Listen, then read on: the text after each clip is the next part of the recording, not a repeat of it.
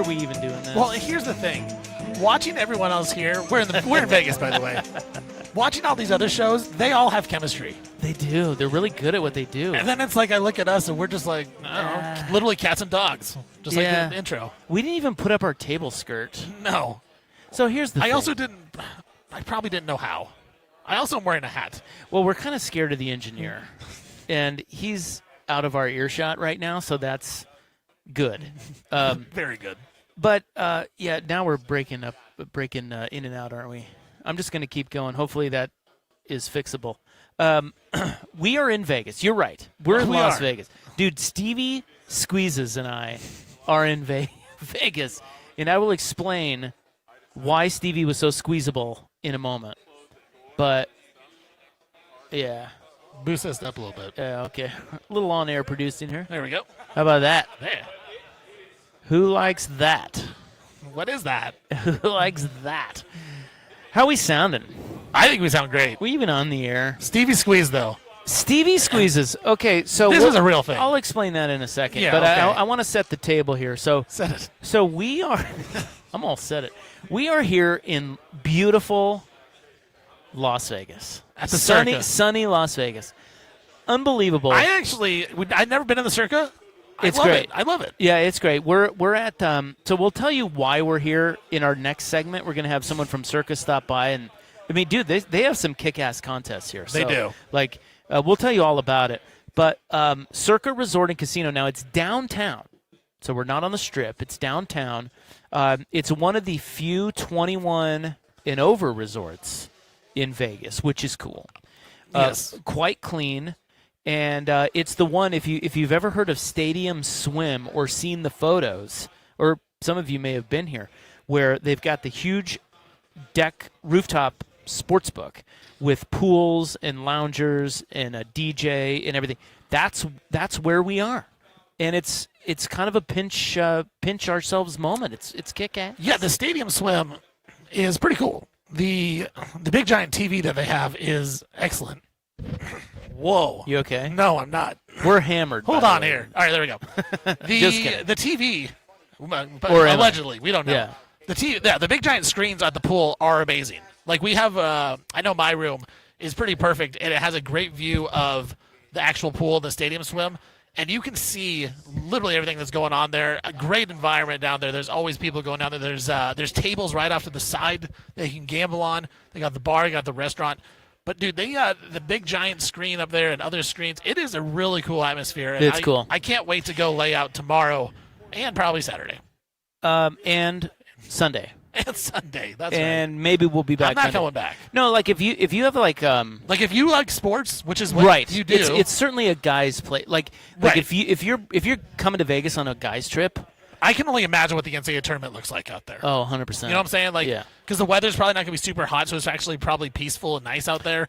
You got all the games out there at one time. Like, that is incredible. If you're coming to Vegas on a guy's trip, put this on your list. Yes, Circa. And you go to Stadium Swim, and it's like bloated, drunk white guy soup, but it's great. And you can it's like a 3-level sports book in here. All the sports radio celebrities are here. They are. I mean, Stevie. Austin Eckler was here. Austin Eckler just walked by. Career earnings $35 million. 35 million, as we come to understand. Right. We're right next to the Score, Big Odyssey station in Chicago. We're also right next to 97.1 The Point, which is, for some reason, Vegas' rock station is here. But they're also hated out 98.9 The Hank. The Hank. The hats are 98.9 The Hank. I freaking love it. I love it, too. I got the hat on. Yeah, if you're free watching hats. Stevie on YouTube, it's 98.9 The Hank. He's got the trucker hat on. I mean, all the sports betting celebrities are here. We got the bros that have won the old Circus Survivor contest over there. They're wearing their Hall of Fame jackets. Yeah, one of them looks like Jimmy Fallon. I mean, this is cool. So we're kind of the Hog is here. Yeah, so I'll get to that in a second. We got to tee that. We got a lot to break down. We certainly do. Look, it's as Radio Rows go. So this is a bit like Radio Row at the Super Bowl. The only difference is, and we'll tell you why they're having all these radio shows here in a bit, but the only difference really is that this is kind of a cooler version of Radio Row because it's the sports betting version. of Radio Row, right? Like you go Right. to Super Bowl Radio Row, or you hear it on the radio, and you hear all these former players coming in, Right. you know, And you promoting hear- products. And current, you hear current players too, just hawking products and hawking whatever they're promoting, and they don't say anything. We're here. We're gonna bring you points. Yeah. We're going Stevie Point, and I Dude. got a point to give you, and some games to talk about, and some spreads. Yeah, Stevie Vegas already has a couple picks. I do. A couple WNBA I already got ones. a WNBA bet in. I got the ticket. I've got some NFL preseason picks I got to Oh lay my out. gosh, you do. You're I mean, actually hot on that play, Dude, too. I'm inspired. I'm inspired. I got to say, this is like kind of right in our wheelhouse. Now, I love Souk likes to bet too, but you are a huge sports bettor, much like myself. Yeah. And I got to tell you, we got some surprise guests coming up Ooh. from the sports betting landscape. They're kind of deep polls, Yeah. but they're like if you guys sports bet, you'll know them. Yeah, if you follow like sports betting Twitter, on Twitter, you'll yeah, know these like, people. It's going to be different for the next couple of days. So it's cool that we're here, and even the best part really is that they put a bar into Radio Row. That and Stevie, look, I'm here with a guy who doesn't drink, I got a monster. which makes me feel very uncomfortable. But at the same time, You are, by the way, it's time out. You are feeling uncomfortable. You apologized. I did. You're like, hey, sorry, I'm getting a drink. I really don't care. Yeah, I've only had a couple drinks. I know, but you're like, I'm But sorry, I'm going to go get a drink. I know. I Like, just. why apologize? I don't know. You don't need to. Let you Okay. know. You can literally do whatever you want. I just feel bad. I feel like. I'm not going to be offended. Yeah. Well, the other thing about Circa that's kind of kick-ass is it's the home of the legendary Brent Musburger. That's right. So, Visor? Visor? Yes. I don't know. They're a sports gambling. Visine. Yeah, There Visine. it That's is. what it is. That's it. They're a sports gambling outfit, and they have their studios here at Circa. And we were just talking to one of the guys who brought us up here. Nice guy, Aaron, who's taking good care of us. And he said, oh yeah, he goes, Brent's running around. He's like, occasionally you can just go down to the bar down at the sports book, and there's Brent at the end of the bar sweating out a Dodgers bet at the end of the bar. He wins and he stands up and he screams. What did he say? He said, we're all getting late tonight. We're all getting We're all getting late tonight. In the And that Brent guy- Musburger voice, how awesome. Dude, that guy's a legend. Legend, dude. And that's the thing is because I kind of asked like, hey, is Brent around? Like, I would love to talk to Brent and at least like say, what's up, Brent? Yeah. He's like, no, but you can go to the bar, you might find him. Yeah, he's around. One of us. He is one of us and a sports gambler. So, so we're going to be here for the next two shows this afternoon and also tomorrow. Dave Bartu is going to come on. We have Joey Harrington as usual. Like I said, there's we lined up a sports bettor guy that's going to come on here at 5 o'clock today. Who some of you may know. He, like I said, he's a bit of a deep pull, but he's really knowledgeable on the NFL, and he's going to come on at 5 with us. I don't know about you. Well, I do know about you. We both just love Vegas. Like I love. I mean, it's sports betting, it's pools. They have good golf out here. It's the shows. I mean, Vegas can be whatever you want it to be, and that's what I love about it. You want to bring the kids? Bring the kids. No. Wouldn't recommend it. Yes. But you could. You could. You could. It can be romantic. It can be broy. The restaurants here, off the charts. The sandwich I had earlier was great. Every chef is here. Yeah. Like all the famous chefs are here. The people watching. Even on the plane, I tell you what. Extraordinary. That was more Portland people watching. Yeah. So should we talk Stevie Squeezies? Let's do it. So, who knew Stephen Vaughn was so squeezable? It's my right shoulder. It is very squeezable. So, dude next to you, what? He had to pee 15 times? He had to pee at least 3 times, and every time he did, he reached over, and he didn't just like tap my shoulder, didn't give me a tap and say, "Hey, I gotta go to the bathroom." It was a grab and a squeeze. Now, it wasn't like a big giant squeeze. It was more of a caress squeeze, like, "Hey, I gotta go," but in a very soft, sensual way. And he did it every single time, including as we landed on the runway, Rob, where you're not even supposed to stand yet. The airplane's still moving. We just finally landed with all the wheels down. It's still going forward. He grabs my shoulder, squeezes, and says, "Hey, I got to go." Hey! I'm like, all right, well, I'm not supposed to be standing up here. I stood up, and then everyone yelled. Everyone yelled. Yeah, the airplane ladies, the airplane ladies. what are their names? Yeah, those are called stewardesses. They got on the microphone. They're like, "Hey, got to sit down." Flight attendants. The flight attendants. Hey, you got to sit down. It's not time to stand up yet. So Yeah. Yeah, I got. Well, you were but he squeezed. squeezed me, and I Yeah. didn't know what to do. Why are you freaked so out. squeezable? What's Don't that know. about? I don't know. It turns out everybody likes to squeeze And this, Stevie. and this happened a couple weeks ago at a wedding. I never met this guy. He walked up to me, put his arm around me, squeezed my shoulder very, very sensually, at least for a minute. And I was very uncomfortable. Was and he finally hot? started yes. Yeah. I got his number. But then I'm like, who are you? And he's like, I'm the bride's uncle's brother. I'm like, cool. That's excellent. I don't know who you are. Well, Stevie Freedom also balking already at the Asian card dealers. Well, they always take my money. They always do. They always go really fast too. That's my problem. Yeah. I can't keep track Yeah, of this the guy cards. wasn't that fast. He wasn't, but he was taking my money really fast. Yeah, we've already been. Because usually in blackjack, dude, they just deal nonstop Yeah. so fast, Well, it's not. and I'm like, It's not just the Asian dealers. It's it seems like it is. the good dealers do. Yeah. I don't know. love it when they go fast. See, I don't. I want to lose my money slowly. Yeah. Slow. Yeah, burn. we got. I got to tell you, we've already got clocked a little by the Yeah. by the Hi, gal. casino. But listen, we're resilient. We're nothing if not resilient. courage. We've got tonight. There's always tomorrow. You know, Well, I'm not going to give up. I'm not giving up. I'll give up once I lose my money. Are you? Oh, what? No, see, Oh, come on. She's looking at me she's like looking like you're not giving up. She Yeah, knows. She can tell. there's by your- more. There's more. In There's that tank. more. There's more in the tank there. Well, we love Vegas, and we're happy to be here. So we're up here at Circa. So let me tell you a little bit about why we're here, and then we'll tee up. We got a guest coming up next segment who can talk more about it. But I think our listeners will like this. Now, here's the thing: you have until September 12th to get in on this, and this is the big catch. The big catch is if you want to get into any of the events I'm about to talk about, you have to be in Vegas to register here at Circa before 2 p.m. on September 12th. Right. So that's it. Yeah, you sign up, and then you were talking to one of the proxies down there at the sports book.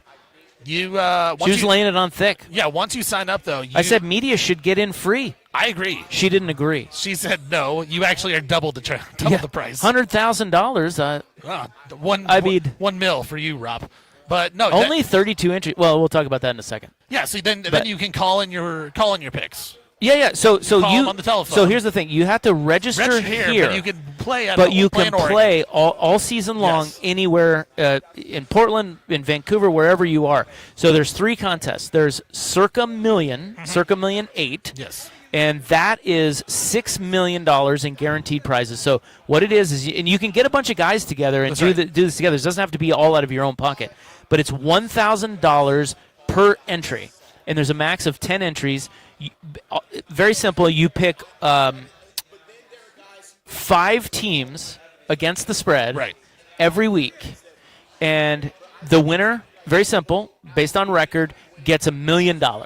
And then they pay top 100 places on down. Top 100 places on down. So even if you finish last, Yeah. you get $100K because you're an idiot, and they you're award the you worst. the booby prize because you're a moron. Which is great. So that's Circa Million 8. Which there are strategies for that. If you start out really bad in the first 5-6 weeks, you're really bad. You pick games that you think you're going to lose.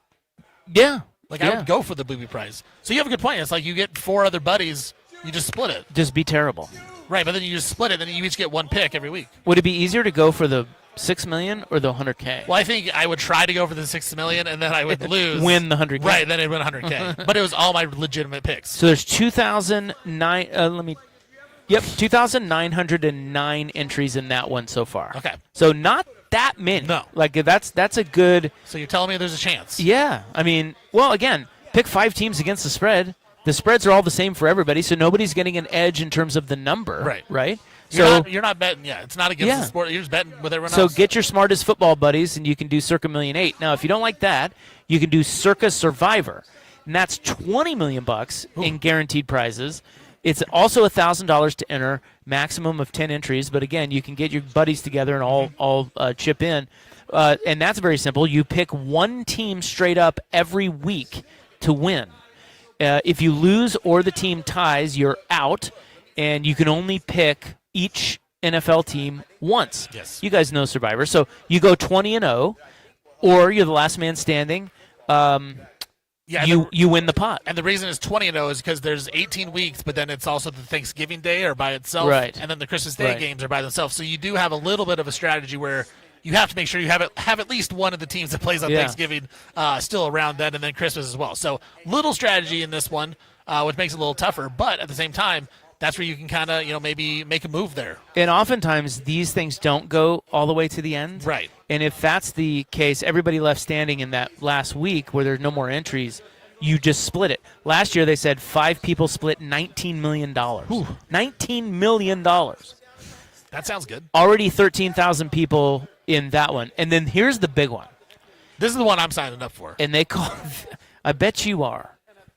They call this Circa Grandissimo. Okay. Sounds expensive. And it is $100,000. $4 million guaranteed to the winners. Same survivor rules that we just laid out. Right. But the maximum entries there is 2. So last year, 6 people split $7 million. And right now, there are only 32 entries. You Dare made I that say, point. That's not, if you have $100,000, now there will be more by the time the season starts, but you have a 1 in 32 chance of winning, what, $4 million? Yeah. I mean, it's, Where else can you get that? dare I say, Don't answer that it's a question. lock. Because I don't know. Maybe, it's like, why Why would you not? Why do they even play? $100,000 entry fee for that one. It's the ultimate high stakes. That one's pretty awesome. Survivor. That's called Grandissimo. That so one's those pretty are the cool, yeah. those are the 3 contests that they're promoting out here, and that's why we're out here, and that's why all these radio shows are out here, and that's why all these sports bettors are out here. Yes. And it's going to be a great time. We're gonna mix and have cocktails and do all the things over the weekend, and all this to tell you that you should come to Vegas at some point before September 12th. Lock in on these deals, and then you can play from home. I know I'm always looking for an excuse to come out to Vegas. So it's like, this is a perfect excuse to come out to Vegas. Bingo. You know what? Sorry, honey, I had to. I didn't want to, That's but right. I have to come out to Vegas and spend $1,000 to get in the Survivor contest. That's right. Isaac Robb told me to. So, I mean, That's right. what am I supposed to do? That's right. Hey. So we're gonna have Mike Palm, who's the VP out here, coming up next, and he'll tell us more about it. Big show today. NFL signs another deal with the sportsbook. We're going to talk predictive markets. Yeah, we are. And there's one school really getting new age in college football. Really?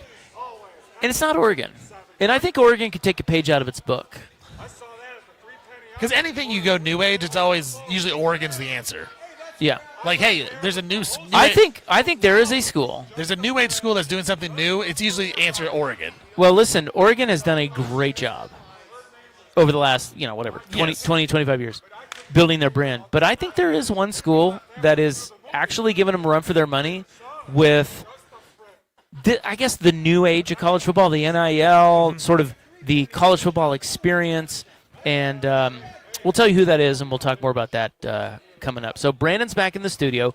We're live on YouTube, 105.1 The Fan, 1080, 105.1 FM, 105.1thefan.com. Anywhere you get your podcasts, we're going to be here today and tomorrow. We're going to party. We got Stevie Freedom, Stevie Vegas, Stevie Squeezes, Stevie Squeezebox, Stevie Airplane. Stevie the Hank That's right. Stevie in the Hank. house. God, Vegas is great. Love it. We will be right back, and we're going to tell you more about these contests. So if you want to know, so maybe we wet your whistle with the Circa Survivor, Circa Grandissimo, the talk that we just had. Yeah. Well, the VP of Circa, Mike Palm's going to be over here, and I think he's going to rail on predictive markets too. That's the rumor. That's what I want him to I'm do. excited about that. I want to know what sports betting guys think of predictive markets. Right, like the OG sports books guys. Yeah. What do you think of this new age? It's a battle. It is. And I'm here for it. I cannot wait to hear what he has to say. So we'll be right back. We're live at Circa in Vegas. Isaac and Stevie here on The Fan. From the Pond.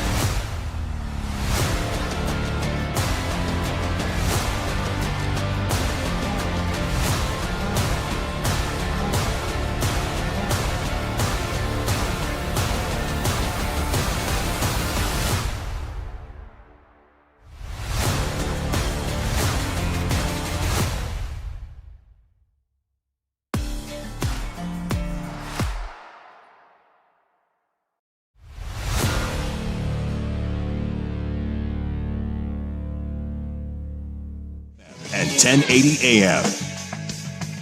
First on the Fan, the Seahawks are signing three-time Pro Bowler Leonard Williams to a 3-year, $90 million contract extension with $56 million guaranteed.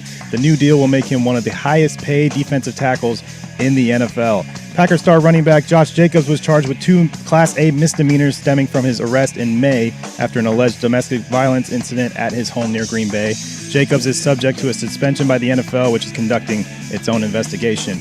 In college sports, the ACC passed a resolution today banning professionals from returning to college in football and men's and women's basketball, joining the other Power 4 conferences and establishing eligibility enforcement. And continuing the fallout from their controversial ad, Good Golf is stepping away from its sponsorship of a PGA Tour tournament. Callaway Golf also ended its relationship with the company. I'm Brandon Henson from the George McCoy at Warren Allen Sports Desk. Don't call your mom. Call George McCoy at warrenallen.com.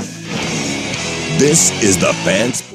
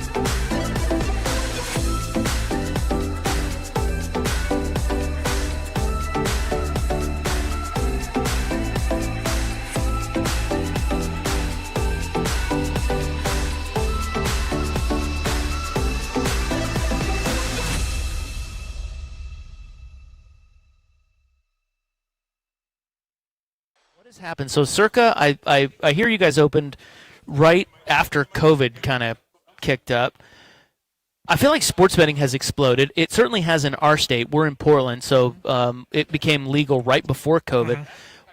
Just the market now for sports betting compared to before. Yeah, well, I mean, you took it from Nevada and offshore books and your local bookie to 40 states now, right? And now you've got prediction markets, and we can get into a whole. I want you lot. to get into Yeah, that. I want to hear it. I want to understand their argument for usurping states' rights, but what they really have no argument is against the Indians. They have zero argument that they can intrude in their tribal lands, but that's a whole different. We'll thing. get to it. Yeah, we'll get to it.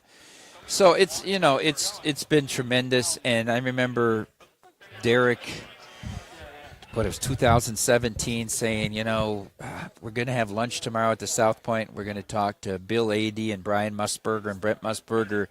They're starting a network, VSEN, the Vegas Stats and Information Network, and I'm thinking about being an investor in it. And I said, this is before PASPA. This was Nevada only was legal, and I said, what kind of an audience can they draw? I don't understand what's it. And he goes, don't you just want to have lunch with Brent Musburger? Shut your mouth. And I said, oh, yeah, you're right. And, he did. He invested. He got in on the ground floor, then PASPA, and it exploded in this state and that state. And the big state's still trying to figure it out. But, I mean, now, for better or for worse, I coach my son's 12U hockey team, and half of them are betting when I walk into and they're changing, and they're on their phones. And oh, my God. That's a whole other subject as well. But it's encompassed the whole world. Has it hurt Vegas? No, and they always said, oh, when Mississippi got the riverboats, that'll hurt Vegas. And when Iowa got the riverboats, no, it just becomes a training ground because Vegas still offers the best entertainment venues, and people come here for the experience. They want a different experience. There's these shows, and now we got the Sphere. All of a sudden, we have all these sports teams, so your visiting team. When the Fire's here, you can come and watch them play the Aces and all, whatever it is. The Trailblazers. Stevie Fire. That's right. We're going to have – are you a big Fire fan? He's He's Stevie the best. Fire is they one of call my- him Stevie Fire. My wife hates Gustafson. She says, fix your hair. I can't stand now DeLeo, right? Now she got married. Every time she comes on, turn it off. I can't watch the Fire. I can't watch her hair. They became huge WNBA fans because of Caitlin. But now they watch every single game. They got there because of Caitlin, but the league is actually tremendous. The Fire get a good follow. Like I've been to a couple Fire games, and the atmosphere is amazing at the Moda Center for the Fire. So, I mean, I can't imagine for a good team like the Aces, they probably get a good atmosphere too. And how many people can you put in the Moda Center? 15,000 more? No, 20. 20? Yeah. See, they play at Mandalay Bay here, 9,000, and then the Aces. So when Caitlin comes or whatever, they go to. They can get to T-Mobile, they do. It's a great atmosphere. It's one of the best atmospheres for a sporting event to go to the Aces games. It's a fun atmosphere. They're a good team. They got 3 great players. And it's fun, and people have to experience. But if you actually look at it, TV viewership for the average, just on average, WNBA game is higher than an NBA game because there's much less of them, but it is. And I went and looked. Our 5 biggest sports bettors by volume all bet the WNBA. No way. They all bet the WNBA. Well, Stevie, it's more winnable. Our biggest bettors are football and NBA bettors, and what are they going to bet in the summer? They don't bet baseball, so what are you going to bet in the summer? They bet the WNBA. Oh, it's much more beatable. I think the it's much more scheduling spots are ludicrous. Yes. Ludicrous. Who does the scheduling for this league? This is what I've been trying to tell you. The Liberty tonight have been off since Saturday, staying at home against the Valkyries, 4 of 6 and off a back-to-back, all on the road. Dude. It's ludicrous. Why would they be a 2-point favorite? I'll be right back. I got to go bet on the Liberty. I'll be back. Lay the Liberty. Dude, the bookies are mad. The This is WNBA is winnable. When I got is here, winnable. I told you it was more winnable. So this is why I'm in on Stevie Oh Fire. my God, I love it. So this is Mike Palm. He's the VP here at Circa. So nothing says says casino vice president like the seminary and Iowa middle school teacher. Oh, yeah. But that's your background? It is. I grew up in Dubuque, Iowa. I went to Notre Dame. I was in the seminary program there the first 2 years. Decided I wanted to have my own family, which 20 years later I started. But went back after I graduated, taught in Boone, Iowa, Catholic K through 8. I taught 7th and 8th grade, everything but art and music, coached all the sports, lived for free in the rectory with Father Gielan, and still had a hard time writing a check to Sally Mae every month. What am I doing? I'm making $16,800 in 1996. And so in Iowa, you could go on the riverboats when you're 18. My dad had a poker game at our house. I learned to play when I was 10. So I was going on the riverboats playing poker, start off my senior year. I turned 18 in September. So I called one of the ladies that dealt at the casino in Dubuque. I said, how hard would it be for me to become a dealer? She says, get an ironing board, practice shuffling on it. That's similar to what a table felt is. And you know all the games. You can deal. I went and auditioned. And I made almost as much in 2.5 months dealing poker in the summer as I did teaching for 9 months. I went back and taught 1 more year, and then it was adios, and I got. So into it was this in your industry. blood. It's been in your blood forever. Like this is what you were meant to be. I like doing this.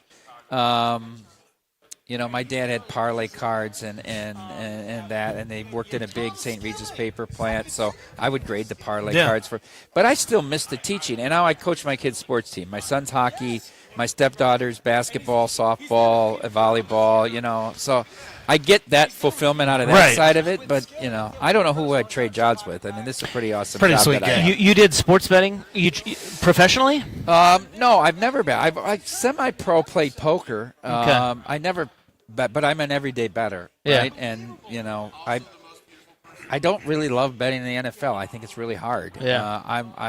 I bet college football, but I would say the sports I have the most passion about are hockey, baseball, and WNBA, and then I follow some soccer leagues, not all, but I follow about 3 soccer leagues. Okay. That I get. I mean, we all know the NFL is the most popular sport to bet. Like, what's the sport that's like kind of up and coming, becoming a more popular sport to bet on? Well, UFC has been for a few years. Okay. And you know why? The crossover to women. Because women bet UFC. They really enjoy it. And you can't get – women don't – a little bit NFL, right? But they don't bet any other sport. Yeah. They'll bet maybe the Super Bowls, stuff like that's that. it. Yeah. But they get into every UFC card, and so that's helped grow that sport. And, of course, Dana White's a great marketer. So when people bet sports for a living, how many of them are really turning a profit? Because that seems really hard. Really hard. Mike. We were talking about this on the way here. Like, Yeah, I just want to know what you If think. they don't, then they're no longer in it. Right. True. They would just go bust. I would say of the people that attempt to do it, it's probably in the 8 to 10% are actually able to do it. Okay. And I mean, attempt to do it as your main source of income, Right. I would define. So it. if you were to talk, so our audience is listening right now. Mike is to say, what is the secret? Like, what do you tell people? Like, what must they know to turn a profit at sports betting? Like, what are the keys to doing that? Well, bankroll management is number one. Is the key. You have to be able to know how to manage your bankroll and get through those variances where you're losing. I think you have to be specific. You can't bet every sport, and you can't bet every day, and you can't bet all the TV games. And you have to be specific to a discipline. If you're betting a college sport, pick a conference and specialize in it. Know everything about the teams in that. Even a pro sport, pick a division, right? Pick in the NFL. Pick something. Pick the NFC West. Pick the Pac-12. Pick whatever, but focus on a small subsegment of it that you can get really familiar with.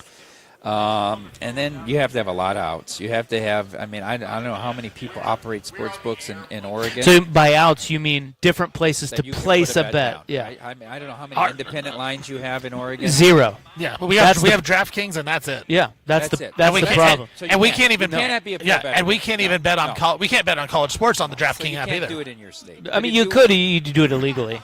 The way, yeah. Well, I don't like to encourage that. Right. For self-preservation, too. But you go to a state. I know a guy that's a pro bettor. He moved to Iowa from Nevada because he had more outs. More there. outs, Missouri's a new market, right? They go to other places, and places that are business-friendly to the books, too. Yeah. Like I don't think you can be a pro bettor in Illinois because the tax rate's so high you can't offer great lines there. Yeah. Right. Right? So you have to go to a place that's pro-friendly, and you can have a lot of outs, and you can get the best lines. Good advice. Mike Palm, he's the VP at Circa. Okay, so let's talk about it. These predictive markets. Yeah. I don't know what they call them. Yeah. I don't understand. I don't really get how they can do what they do. What is your viewpoint of what they're doing? Well, they can do what they can do because they were smart enough to put the president's son on their board, and so there's no pressure from the executive branch of government. So everything's going to have to get to the Supreme Court here. You'll have, they have 13 district courts, federal district courts. As they start making contradictory rulings, the Supreme Court will have to hear this case. This is a billions and billions of dollar industry, and so it will get decided there.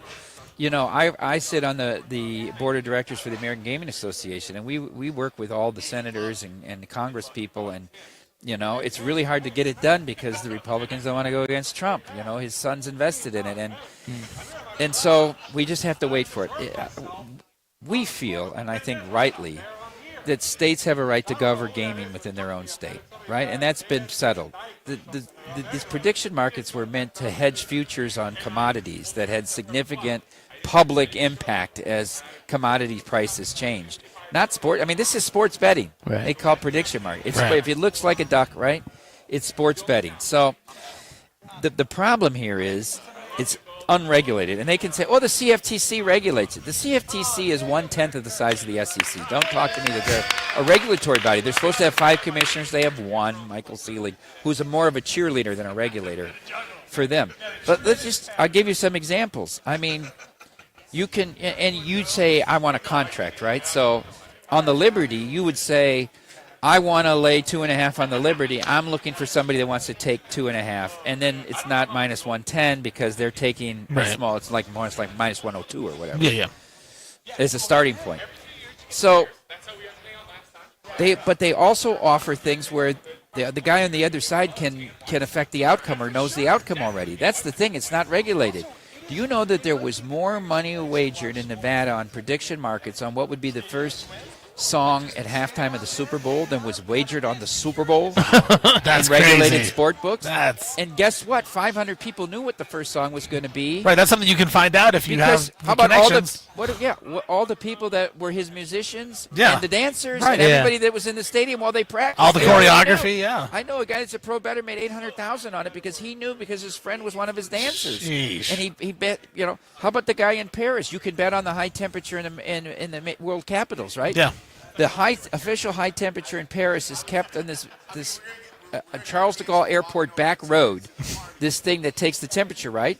A guy was on there betting over against people betting under, and they have him on video. He would go with a hairdryer that day and pumped the temperature in Paris up 4 degrees. He won $400,000 doing that till they said, "What's that guy doing on that road every day?" Oh my God. The guy when the leader of Venezuela was captured and overthrown by the U.S. government, right? So the guy that's involved in it, right? So There's another one with Spotify where they bought a bunch of bots to get a bunch of get the views up. The guy that's doing listens up. Trump's teleprompter that puts it in was betting on what words would Right, be in it. right. Yeah. It's not regulated. There's no fairness to it as well. So Right. and that's my argument against it as well. Yeah, so if you're playing the predictive markets, you're going against People that know. people that it's an unfair fight is basically In some the argument. cases, yes. Yeah, It's not in not all cases. regulated. Right. It's just not regulated. So they don't have to pay the same taxes and the They same don't pay They don't pay to get licensed. Yeah. Right. They don't pay for responsible gaming to make sure that everybody's a certain age, whatever the state law is. They don't pay for any of that.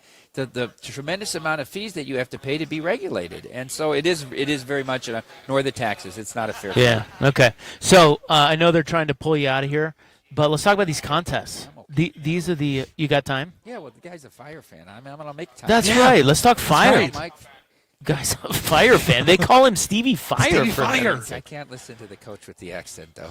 He's Shawarma. Oh, he's the best. He's good. He lets He's him really good. He practices in socks. Yeah. Yeah. He's good, but I just can't listen to him because of the accent. But he's very, very smart. Very smart. And I think We want him as the Blazer coach. Yeah. I think the girls really kind of blindly believe in him. They From do. what I see, Oh, they dude. blindly really believe. There's very little pushback. They're with his system. Oh yeah, saying. they play their ass They off. do. Yeah, they do. They play hard. So let's talk about these contests. You got Circa $1,000,008, Circa Survivor, and Circa Grandissimo. Why should people enter these? Well, I mean, you can become a millionaire. I mean, that's probably who Oh, wants to be a that's it, millionaire. yeah, all right. Is that a I'm good in. idea? Dr. Hey, look, it costs $1,000 to get in either the Millions or the Survivor. If you're betting NFL games, there's a good chance over 5 months you're going to invest $1,000. You're betting $20 a game. And the pools have just grown and grown and grown. They started at $1 million their first years of each contest. $6 million now for the million, and this Survivor has just taken off like crazy. It will get to $25 million this year. I know we're guaranteed. Damn. 20. It seems simple. Just pick one winner each week. That's and it. You can't use a team twice. Yeah, real simple. I mean, crazy stuff happens during the season, and the documentary's out there on YouTube. The quest for 18.7 million. Okay. That documents the whole last year and all the crazy things that happen. If people want to get a feel for it, you have to come to Nevada to register, but you can play from anywhere because we have all these proxy services. They're independent, but they put your picks in for you to stay in legal law with the Wire Act. But I think it's an awesome experience, and every year that people come back, and usually they buy more entries the next year because they had such a good time. And the beauty of the contest is, you're usually on a favorite, and something crazy happens, you get knocked out. How could it happen again? I'm getting back in next year. Yeah.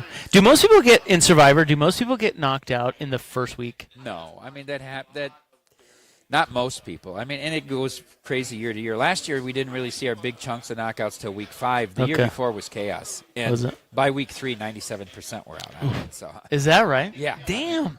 Okay, last question. Baseball's coming. You guys are getting MLB. That's pretty kick-ass. is it? We need the A's. As Sacramento. Howard No said. excitement? We're excited for the visiting teams. We hope that we draw the right schedule with the national teams that play each. So Sorry. is that Hey, I love the honesty. is the crowd locals, or are you counting on the tourists for that? No, we like You think the locals will support that? when the Avalanche play here, we get all the people from Denver come, right? It's a great excuse. Yeah, yeah. When the Oilers play here, everybody from Alberta comes down, right? It's great. When and the Eastern teams, it's even better because they only come once a year, so people come out for the trips. It's all based on the visiting teams. Yeah. Is what's good for us. Got you. Mike Palm, VP, Circa, thanks to for meet having you us out, guys. man. Thank you. Nice to Thank meet you you. so much. Stevie Fire right here. TV Fire. He's the man. Love it. All right, thanks, man. We'll be right back on The Fan.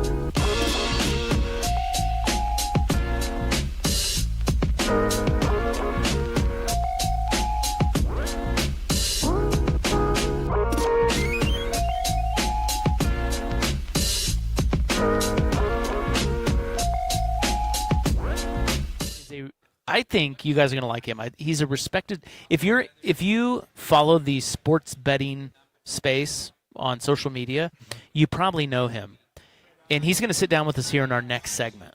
So, but he's NFL. Yeah. Is why I'm saying that. So he's NFL and he's a little NBA. So maybe we can ask him about Ja and the Blazers. But he does the Circus Survivor every year, and he's going to sit down with us next segment. So the Gobbler is actually our college football segment. It's going to move to 5 o'clock. But I wanted to tell you who's here.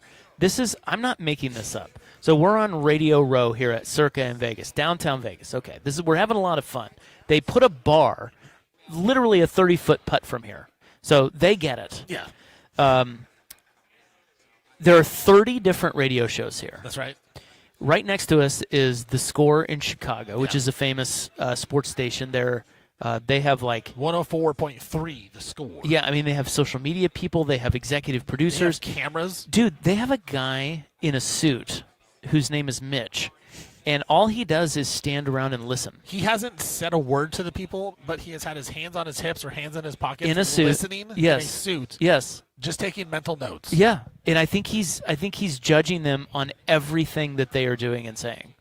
Can you imagine like Ryan Cooley, the little general, just standing here, It'd be kind of lording sick, actually. over us in a suit? I can't imagine. Honestly, I cannot imagine. Things are different in Chicago. Very different. Anyway, I got to tell you this: Very serious look on his face, by the way, at all times. yeah, no, he's not messing around. No, like it's almost he's like doing something. I feel like these guys could get fired at any second. That would be awesome. Like I don't know. Bad interview. He's You're watching. He's watching. So the Milwaukee radio station is here, 102.9. I you not, this is not AI. Steven posted this on social media. Their station name is The Hog. That's unbelievable. The Hog. Like the Milwaukee Butter Hogs. The Butter Hogs are here. Unbelievable. Now, I went out and I tried to find them.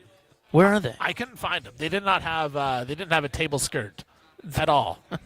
The hogs were not. The Butter Hogs were not wearing a skirt, which is not Probably using it as a napkin. That's problematic. I want them to wear something. But I will. I'm going to search out tomorrow for sure. Like I'm going to get. I want to Dude. get out here earlier, and I want to see if I can find the Butter Hog station. And I have not texted Sook once on vacation. Usually when the other of us is on vacation, Right. we just leave each other alone. And I had to text You him. were like, I'm I like, have to. dude, the Milwaukee station is called The Hog. Like they have to do that on purpose, right? It's so good. It's so good. Like they really didn't want to come up with the wolf or anything. Let me tell you The who else fan? is here. Okay, so listen to this. Generic. These are my favorite. College football experience is here. What is this? What is that? What is that? What is that? Is that a podcast? Denver Sports Betting Show. I love the Denver Sports Betting Show. Dude. Do you want to know what my all-time favorite is, though? Team rankings. Yeah, Team Rankings is here. Team rankings. Yeah. That's my favorite. As well as The Vault and The Sporting Tribune. What are these things? See, You know who else is here? The Sports Betting Queen. I also have now pitched this to you guys. Your guys' show should just be sports show. Sports Show. Sports show with Isaac and Sue. Yeah, that's right. Because you guys do sports. We do sports. We talk sports. It's sports. It's Sports Show. Sports show. Mile High Sports, Odds Breakers. The Odds Breakers are here. Did you know that? Yeah, I did. Team rankings. I love that. Yeah, Team Rankings. And also, get this show. The Las Vegas Football Contest Show. They're here. Also, the Jake Asman show. Yeah, Jake. Well, Assman, I think is. What did I say, he's Asman? in Assman. He's over there. He's a New York guy, I think. Yeah, New York. Jake Assman is here. We The walked- Assman. We walked by. He was talking Cade Klubnik. Will he was he? Will he be starting? for the Jets radio? Yeah. Take your calls. So Milwaukee, The Hog, The Score, Baton Rouge, The Fan, Portland. Hey, that's us. That's us. Washington, D.C., The Fan in Kansas City, The Ticket in Detroit, and then The Fan in San Diego, and then Jake Assman and Denver Sports Betting Show. 102.9, the Butter Hog. Just fantastic. Yeah, I wonder if that's They should. the That sounder. should be the call. All right, we're going to take a break, and when we come back, we're going to have listen, if you're a sports bettor, I think you'll like it. Yeah. It's particularly NFL.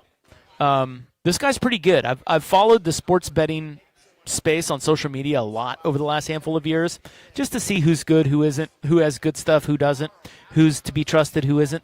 This guy is really good. He's down to earth. He's to be trusted, knows his stuff, runs his own numbers, and he will join us next. Dirt and spray. Dirt and spray. I'm Dirt. Can't keep giving me this crap about they tried. Oh, Yeah. it takes two tango. After another offseason of believing, you know what, this could be the offseason? Never again. I'll believe it when I see it.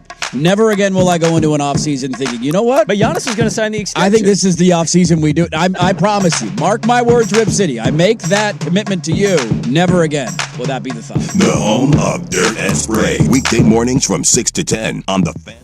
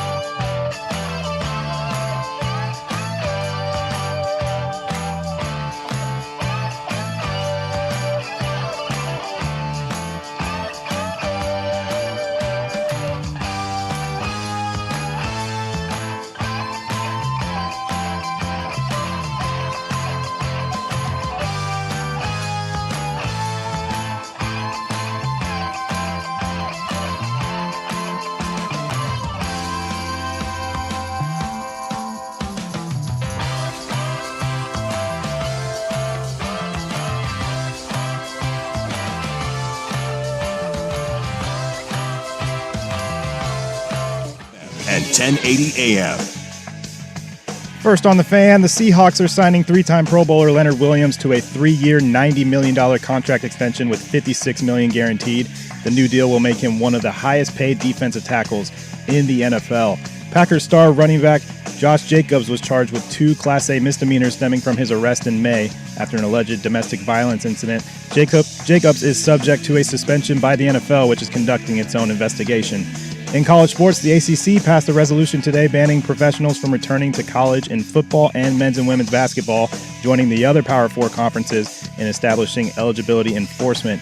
And the first Oregon State matchup of the new sports season starts in women's soccer tonight at 6 o'clock on Big Ten Plus. Ducks are unbeaten so far at 3-0-1. I'm Brandon Henson from the George McCoy at Warren Allen Sports Desk. Don't call your mom. Call George McCoy at warrenallen.com. This is the Fans.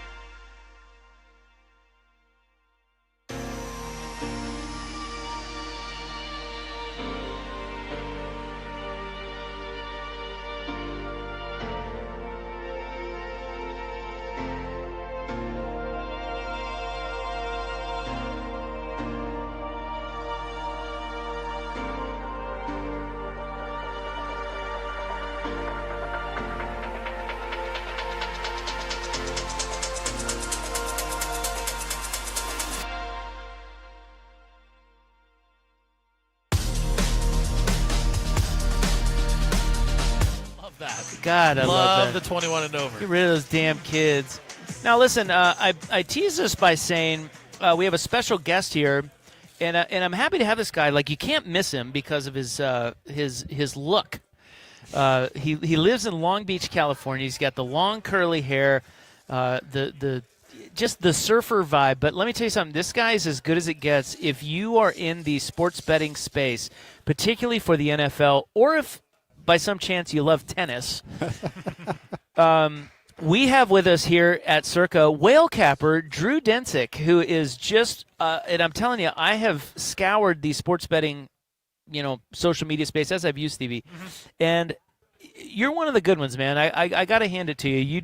You put out good info. You're not you're not full of crap, and there's a lot of stuff we have to in the weed. nicest possible way. That's what, I mean, there is a lot of stuff we have to That's weed. glowing praise in the Right? betting space. Isn't it though? It's a low. It is a low bar, but I Yeah. mean, it's like when you find someone that you actually can trust and actually puts out good info, like yourself. It's like you kind of got to hold on to them, and then they're your guy. Yeah, and you're Or not gal. interested in like ripping people off. Right. You're just doing what you love, right? So let's talk about who you are. So you live in Long Beach, but you're a seismic engineer. Yeah, so I do have a master's degree in earthquake engineering.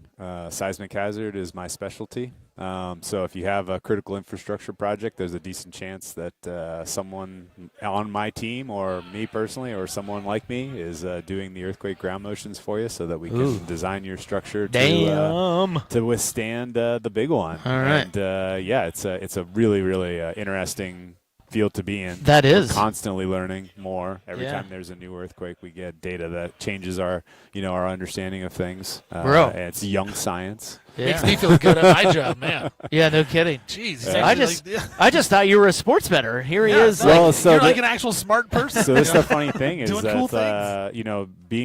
being a sharp player a lot of times comes down to can you build a probability a probabilistic distribution for an outcome and apply that to a market. And a lot of the same kind of statistical tools and math, kind of background that you need to be able to do seismic hazard calculations applied directly one-to-one to coming up with a sports handicap. And I loved doing it as like a passion and as a hobby. And then kind of like you're mentioning, like once the legalization started spreading in the U.S., you looked around at the other people who were doing media, and it was like you're saying, like it was a lot of scam artists. It was a lot of people with skeletons in their closets and terrible reputations. And it was like, well, if I just start doing this like right away, like I'll have distinguished myself because I don't have any, baggage. Yeah. Because it can get really predatory like quick. Oh, when you no look question. into those people, man. Oh, of course, and even since then, a lot of people who have entered have kind of veered into a treacherous path of selling nonsense and selling bad information.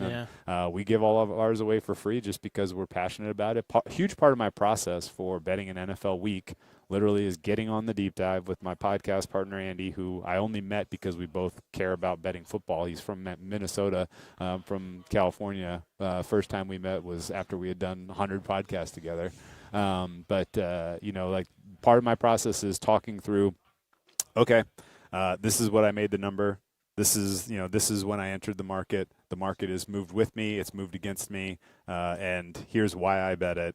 And after I kind of say it out loud and get his reaction, I know kind of if I made a good or a bad bet right then, right? He's just like, oh, yeah, no. He's like, I can't believe you got that number before me. Or like, yeah, I totally agree with you. Like, he's like, yeah, I made that same bet. Or he's like, you didn't think about X, Y, or Z. Or you're really just going to fire into that before we get this piece of injury information. And I'm like, yeah, maybe I would like to have that one back, And it's a good part of my process to be able to kind of defend why I did what I did out loud via the media, and it's grown to the point now where we get to do fun stuff like this and come out to participate with all the other sharp handicappers on a contest sign up weekend, and among other things, like I ended up with a wild side hustle working for NBC. They send me to the Kentucky Derby every year to handicap the races for Derby weekend, which is super, super fun.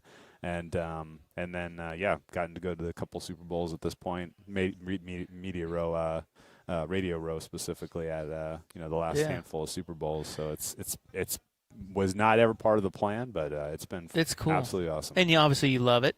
Oh yeah, and that's the key. Yeah. So explain that. So it's hard to just sit in one interview and educate sports bettors on how to be better. Yeah. But it really is just numbers. It's not teams, right? It's not players. It's numbers. Yes. Describe your process, and and obviously you can't give everything away. But what is it that you put into your numbers that make you sharp? Yeah. So I guess just the most basic thing that I would always tell new bettors is like find a specialty. Don't try to cover the board, and something I learned pretty early on was I was sitting. This is now 15 years ago. I loved football so much. I would sit down and handicap the NFL and the college football weekend. I would spend 90% of my time on the NFL because that's what I cared about more, and then I would spend 10% of my time and I would just kind of glean in, scrape information and just kind of come up, what games was I going to watch? Oh, I want to bet on those games, right? And I was doing really well in the NFL, but my bankroll wasn't growing. I'm like, what is going on here? And I run the numbers and I'm like, oh my gosh, my college football betting is just a huge leak here. Right. And then I was like, how come I can't win in there, but I'm winning here? And then I thought hard about it. And I was like, oh, okay. My process is broken. I'm spending all of my time on what I care about more. I just need to cut the rest of it out, or just do that for fun, or just only bet when I have like a friend give me information or something like that, or if somebody who knows better than I know tells me this is a good bet, I'll bet it. But so I focused on NFL. It was pretty easy in the early going to kind of find differentiating data. Right, nobody was using any of the advanced data that's now very widely available, like EPA per play or even DVOA. Like very few people were even using like the Football Almanac DVOA back in the day to come up with a fair number. So it was pretty straightforward to kind of come up with data, scrape data, and do some testing. And what I found was to come up with a fair for the NFL, you want to, I go bottom up, so I'm going player level to get to a unit level score, and then unit level to get to an offensive or a defensive score, right? And so score is just like a fair rating, right? Generic points for, generic points against. If you were playing a neutral team on a neutral field, how many points would your offense be expected to score? A power ranking. Yeah, just a power number. And so then it just becomes an exercise of, okay, well, once you figure out the offense and the defense, how do you weight those? Offense is clearly more important. Defense is, a lot of times, the data you have is just a reflection of who did you play, right? So you downweight defense relative to offense.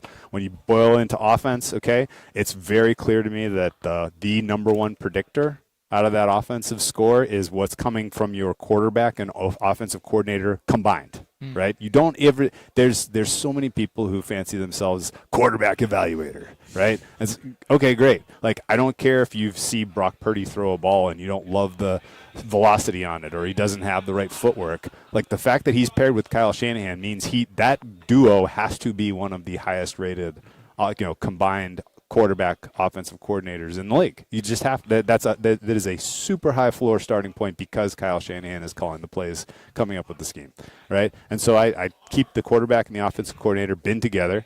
I rate the skill position group, and I try to kind of weight that as a function of target share and touches, right? Like, a team that has only one good wide receiver, but he eats up 50% of the target shares and touches is actually, it's not a bad place to be.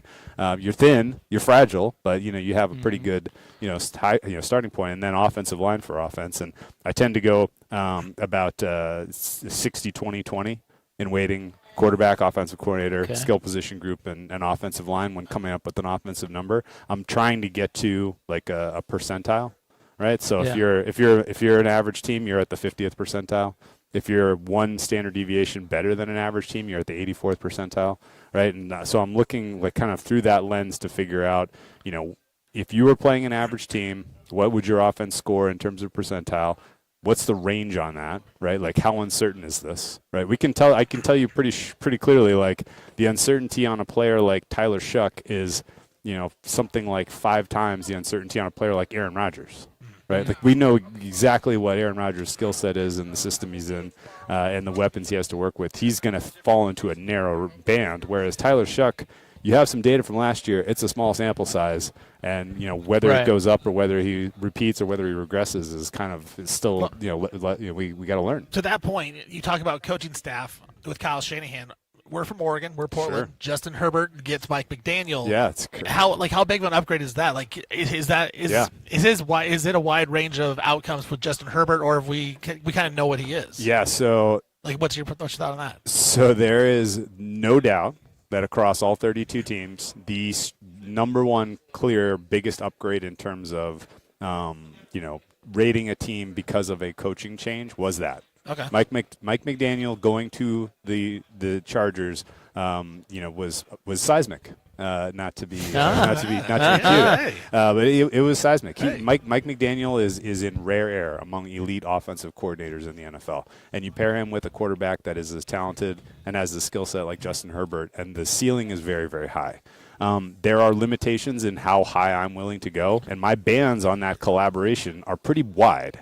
Bands being just the uncertainty around what to expect.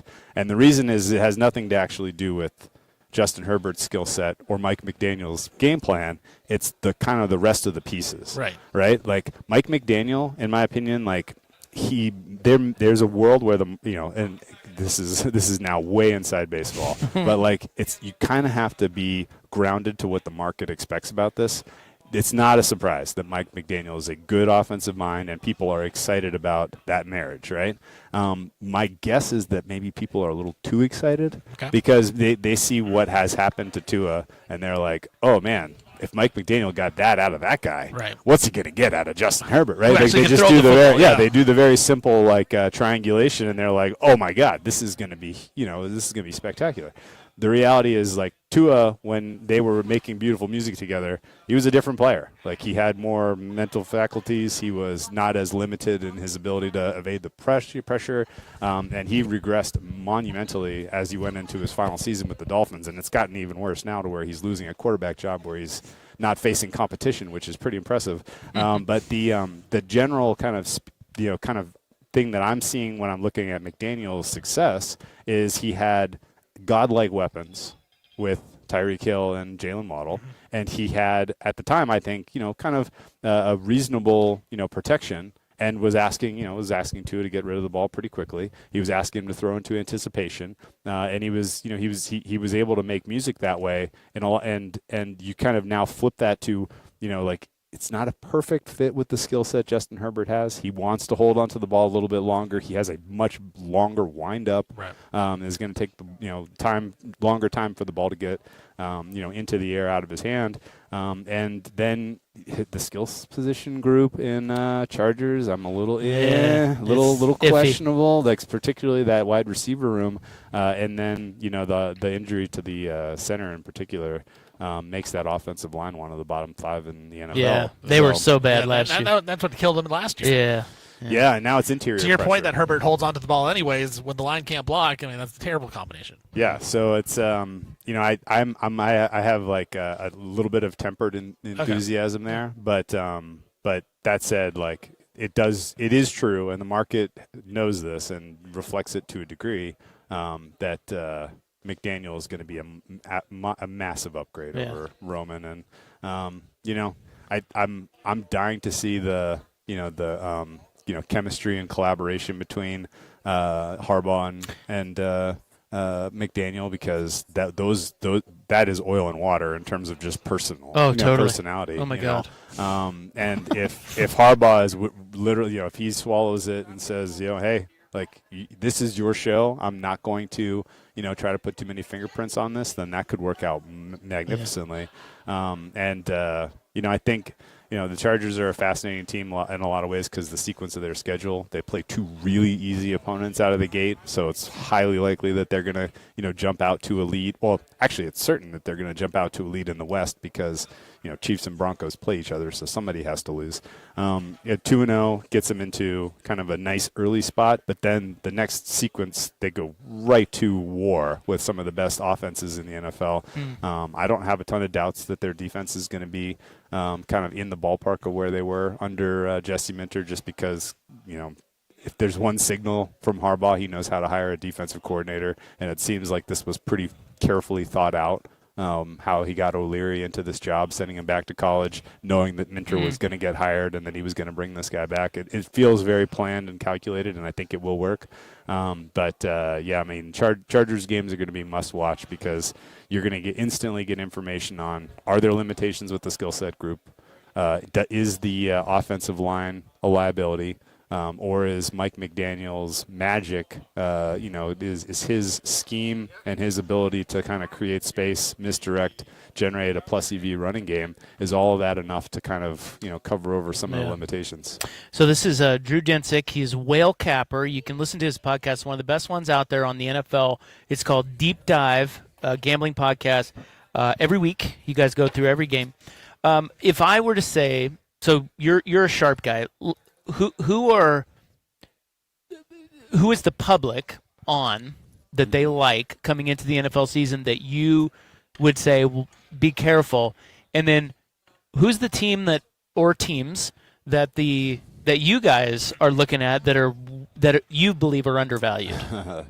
I think the overvalued, to me, seems to be screaming more like specific sides of the ball more than just a team as a total, as a total package.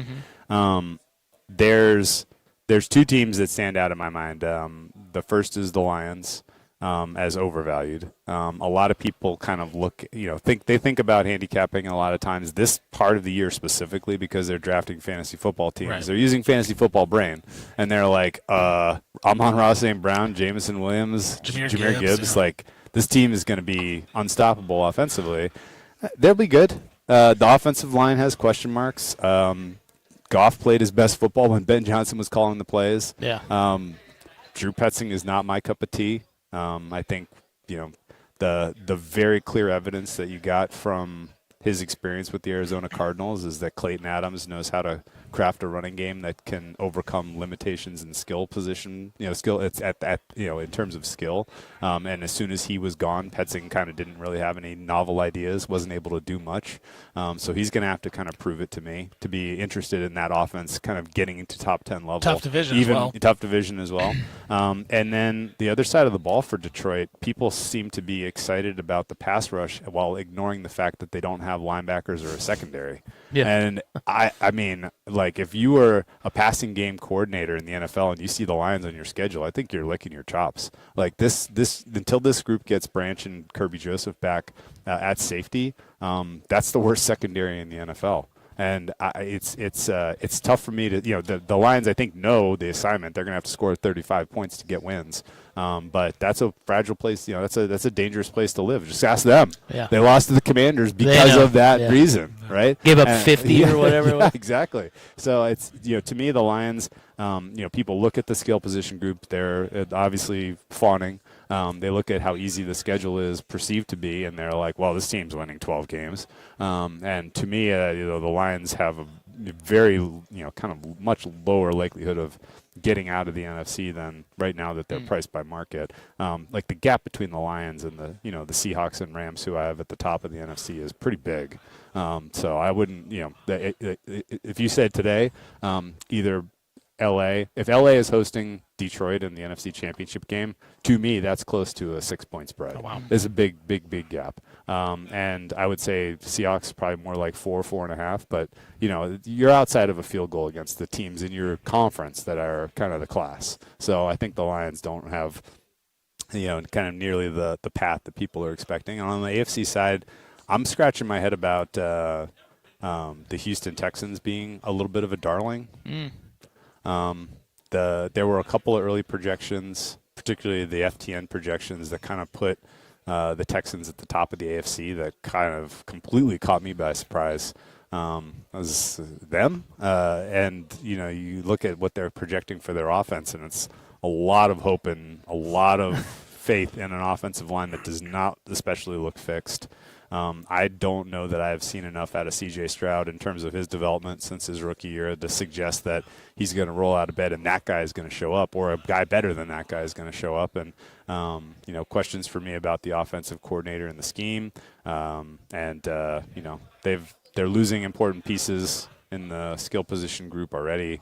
I liked for them the trade of Keyshawn Boutte. I think that guy is worth well more than the Patriots got for him. So good job to the Texans there. But yeah, there's a lot of people that are like, well, the problem with the Texans last year was they couldn't run the ball, and now they have David Montgomery, and it's like, okay, that's your game changer. Well, isn't Stroud the big? I mean, obviously, their defense. I mean, it was great. It's impressive, but isn't Stroud like? I don't know what to make of Stroud. Like the playoff game was so bad. You could say was it the weather? Was it the Patriots? Was it the combination, or is it just Stroud just not good? Yeah. Well, to your point, like, why do people think he's going to be be much better? I don't really see. Yeah. It seems to me like Davis Mills kept them alive last year. They were bad, and Stroud gets hurt. Davis Mills kind of kept that float of the season. He outplayed him for sure. He really did. He outplayed him, and I don't want to be too quick to just kind of send Stroud packing out of there because it's hard to do better than even league average. Like right. You can trade out average quarterback for a worse quarterback. Happens all the time. Yeah.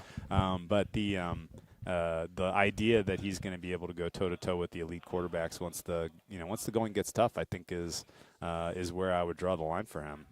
The defense is extremely high floor, but it's all talent. Yeah. Right. Like they're not high floor because what they do scheme wise is game changing. Right. They just have the most great talented players. Yeah. And everywhere players get hurt. Like if there's probably no, like, I would say that a player like Derek Stingley, cornerback, CB1 for the Texans, he matters more to the Texans' D rating than like Myles Garrett matters to the Rams. Right? Like if Myles Garrett misses a game or two for the Rams, they're going to find ways to still generate pressure, right? Like if he's missing the Super Bowl, then obviously it is a different story. But like it just in a week by week kind of how do you rate this defense? I would be much more concerned with the next cornerback and what happens to the coverage for the Texans if you lose a player like Stingley than I would be even losing like an elite pass rusher. And so it's to me at least the defense is fragile. It's a reflection of who you're playing.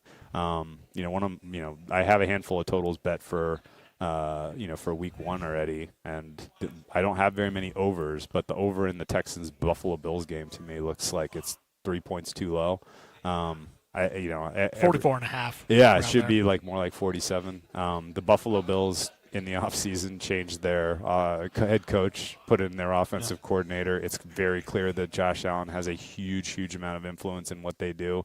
And if you're going to tell me that they're going to run conservative game, kind of ball control, kill the clock, keep away type of offense, like no. Yeah, No. not They're happening. going for the throat. They're trying to hang 30. Like, this team is going to play pretty aggressive offense, I think.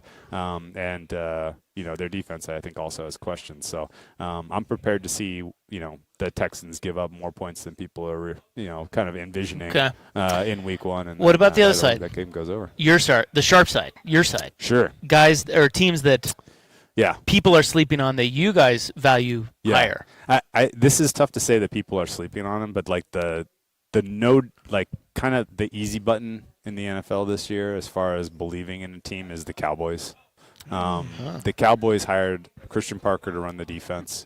He's got a pulse. That guy absolutely gets it, and they did I think a really impressive job between in season last season navigating to get Quinnen Williams on that team, and then the moves they made in the offseason, including the draft, to me look like they have just hit.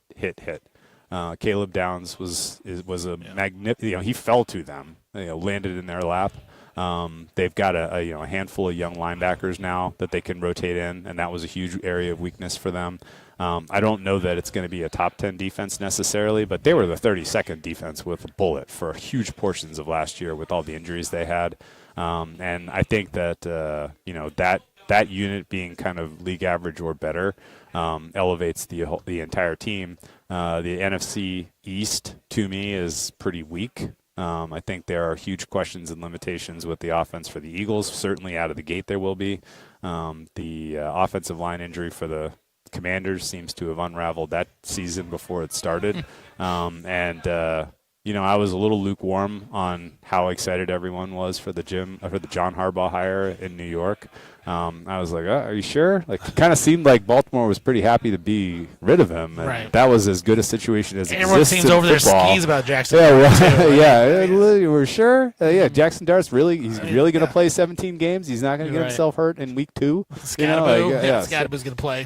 Sure, he's going to be. Yeah, so there's questions there, and then honestly, Harbaugh's the way he populated that coaching depth chart. Oh my goodness, there's a lot of guys that don't belong in the league. So yeah, I'm very buyer beware on basically everyone else in the NFC, and everyone else in the NFC except for the Cowboys. To me, has trapdoor potential, and they look like the real deal. So that could be your third place team in the NFC, and I wouldn't be surprised. Top 2 being Seahawks, Rams. Top 2 being Seahawks, Rams. Seahawks pick up where they left off? I mean, they seem loaded. I mean, yeah, they retained most of their.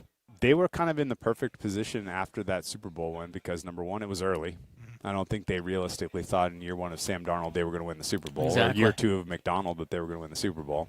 Kind of in stark contrast to the Texans, what the Seahawks are doing on defense is born out of scheme, right? So it's much more resilient to a couple of injuries here and there. Exactly. And they were in the perfect position after the Super Bowl win where they looked at, they evaluated their roster. They kind of tiered the players into, okay, our guys must keep, next tier expendable. And I think like all of the decisions they made to me look correct. Yeah. Right. Agreed. Like I'm nothing against Kenneth Walker as a player, but like you probably got his best years out of him. He may be awesome this year, right? But over the balance of that contract, I think they made a good call not matching that. Similarly with Reek Woolen is probably their CB4. Yeah. Kobe Bryant. Kobe Bryant he's a good player. Maffei's good, Maffei's a good player. Maffei, I think, was like their 6th best pass rusher last year. Yeah. Like that was they did, I think, a perfect job of saying we will suffer losses. Yeah. These and we're gonna put these guys into these tiers. And I would have done pretty much exactly the same thing. The Leonard Williams extension today.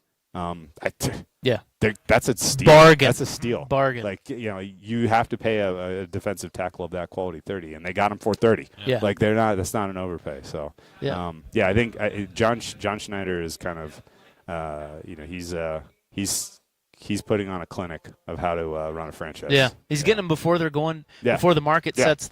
sets the price. Exactly. All right, this is Whale Capper. He's one of our favorites, sports better. Now, the biggest thing, though, Sure. being a seismic engineer, Yes. we're in Portland. No. Yes. The people want to know. I mean, we Yeah. get fear mongering about the Sure. big one hitting Portland. Sure. What's the real story on Portland and the seismic Sure. potential? So there are 3 potential types of earthquakes that can affect you in the Pacific Northwest. You have active crustal earthquakes like we have in California, although they're much more rare, and they're much lower magnitude. So the chances of that type of earthquake affecting you are very low. Then, the Juan de Fuca plate, which exists out in the Pacific Ocean, it's subducting right now under the North American plate. That's why you have volcanoes. That's why you have Mount Hood, right? Like, that's all a function of the fact that the plate is being pushed down into the mantle, and all that crust is melting, and then the melted crust comes up and makes volcanoes, right? Okay. Well, when that plate is going down into the mantle, well, it's buckling, it's deforming, and you can have these deep earthquakes that are called intra-slab earthquakes that can be real. It can be spooky because they're real high frequency, so like real violent, but they don't tend to do a ton of consequential damages to structures. So I wouldn't really, consider those, of high consequence, even though they spook people. And then, kind of the 1-2 that everybody should be kind of prepared for is the Cascadia subduction zone event itself. Cascadia subduction zone goes from Northern California to Alaska. It is capable of rupturing in a single event across that entire length. Oh, Jesus. Which means a magnitude 9 is possible, right? Wow. Whoa. We've had magnitude 9s in recent years. Okay. There was one obviously in Japan that caused a pretty aggressive tsunami. There was one in Chile in 2010 that caused some damage in a lot of urban areas in Chile. And a magnitude 9 is going to have consequence for the Pacific Northwest. And really the reason is it affects so much of an area. Right? Like, if you think about what I'm saying, Alaska to California, like, this is a huge, huge area, which means that it's going to have effects on infrastructure. It's going to have effects on logistics, right? You're used to being able to just get clean water out of your tap, have electricity up 100% uptime, have internet, have data for your cell phone, right? Like, all of those things are probably going to be disrupted when, there is a magnitude 9 type of event. I would say that the ground shaking itself it's going to be, again, scary, but I don't think it's going to have a ton of consequence for structures. I'm not really worried about any of the tall buildings, even the medium, even the mid-rise buildings. This is good news. This is great news. The mid-rise buildings in Portland, they're gonna respond well. A lot of the kind of older construction has been retrofit. There's been a ton of they're projects. ready. There's been a ton of projects to seismically strengthen those buildings. The United States Building Code is really, really thoughtful in terms of like how be prepared for this violent shaking, and when it happens, the entire name of the game is collapse prevention. Right, you'll sacrifice the building if you can get everybody out alive. Is kind of the mindset, and that type of design strategy works really, really well in general. And so I don't think there's going to be significant loss of life, but there'll be some disruption. So what I would kind of recommend to people: have a plan. Have a plan. Like the people that matter in your life. How are you going to get in touch with them? How are you going to check on the older people in your life? How are you going to kind of have fresh water for a week? What's your plan for fresh water? You can so many ways you can just you have plenty. You guys get plenty of rain up there. Oh yeah, there should be plenty of ways to capture we collect. water. I wouldn't worry too much about that. It matters more to us in the desert, I guess. But yeah, the water, plan for water, plan for food, plan for how you're gonna get by day to day without data is probably the one thing that people don't realize. Data, how are we gonna bet? How are we gonna sports bet? Yeah, your phone is not gonna get up. What I'm hearing though, yeah, not catastrophic. I would be surprised. Yeah, it would take something pretty surprising to have kind of catastrophic damage, and even the the Tohoku earthquake, which was kind of the most consequential of this type of earthquake we're talking about back in 2011. It was closer to the shore, which meant that the shaking was more violent. Distance matters almost more than magnitude. Yeah. If you're wondering about earthquake science, magnitude is really kind of a proxy for spatial kind of effects, right? The bigger the magnitude, the larger the area that gets impacted. Which if you scale to multiple huge metropolitan areas, you're going to have a more costly event, right? But in terms of the violence of the shaking and the effect on structures, the distance is really what drives things. And, the Cascadia subduction zone is pretty far offshore. It's out there. It's pretty far away. Yeah, Dude, thank you so much. Yeah, of course. I appreciate talking to you. Of course. I think you do a great job, Yeah. and people should listen. Tell them again what your podcast is. Yeah, the Deep Dive Gambling Podcast. Myself and Andy, every week throughout the NFL season, we handicap every game. Every game, Perfect. which I love. Love that. Because sometimes you get the big games or the TV games. No. We want every game. I want all the games. Thank you. Drew Densick, he is known as Whale Capper, one of the best out there. Thank you so much. Oh, you got it, man. Thank Appreciate you guys for having you me. joining us. Appreciate all the kind words. Yep. Safe travels. All right. And good luck in the circuit contest, too, by the well, way. Yeah, I'll be joining that Grandissimo once I find $100,000. Hell yeah. By the way, you said that Grandissimo one, and that's $100,000 per entry. There's only 32 entries right now. Yeah. You're saying that is just a battle of sharp, Yeah, like the best of the best sharp bettors? Yeah, my best guess is that'll get up to 100 this year. That'll be a $10 million pot, and it is going to be a pool of sharks. Are you in it? No. You're not getting in that? I'm not. I'm not a very good Survivor player. Really? I'm going to win millions this year, but I'm not winning Survivor. All right, thanks, man. Appreciate your time. Take care, I know guys. we're way over. We'll be right back here. We're at Circa in Vegas on The Fan.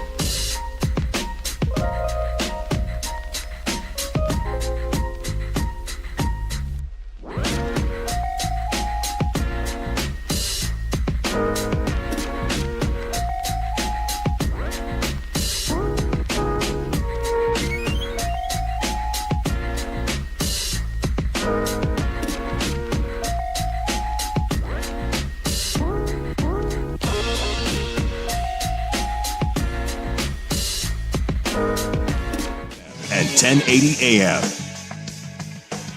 First on the Fan, the Seahawks are signing three-time Pro Bowler Leonard Williams to a 3-year, $90 million contract extension with $56 million guaranteed.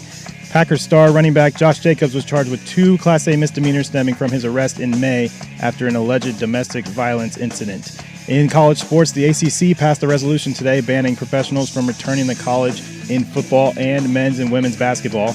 And tonight, the first Oregon-Oregon State matchup of the new sports season starts with women's soccer at 6 o'clock on Big Ten Plus. I'm Brandon Henson from the George McCoy at Warren Allen Sports Desk. Don't call your mom. Call George McCoy at warrenallen.com. This is the Fan.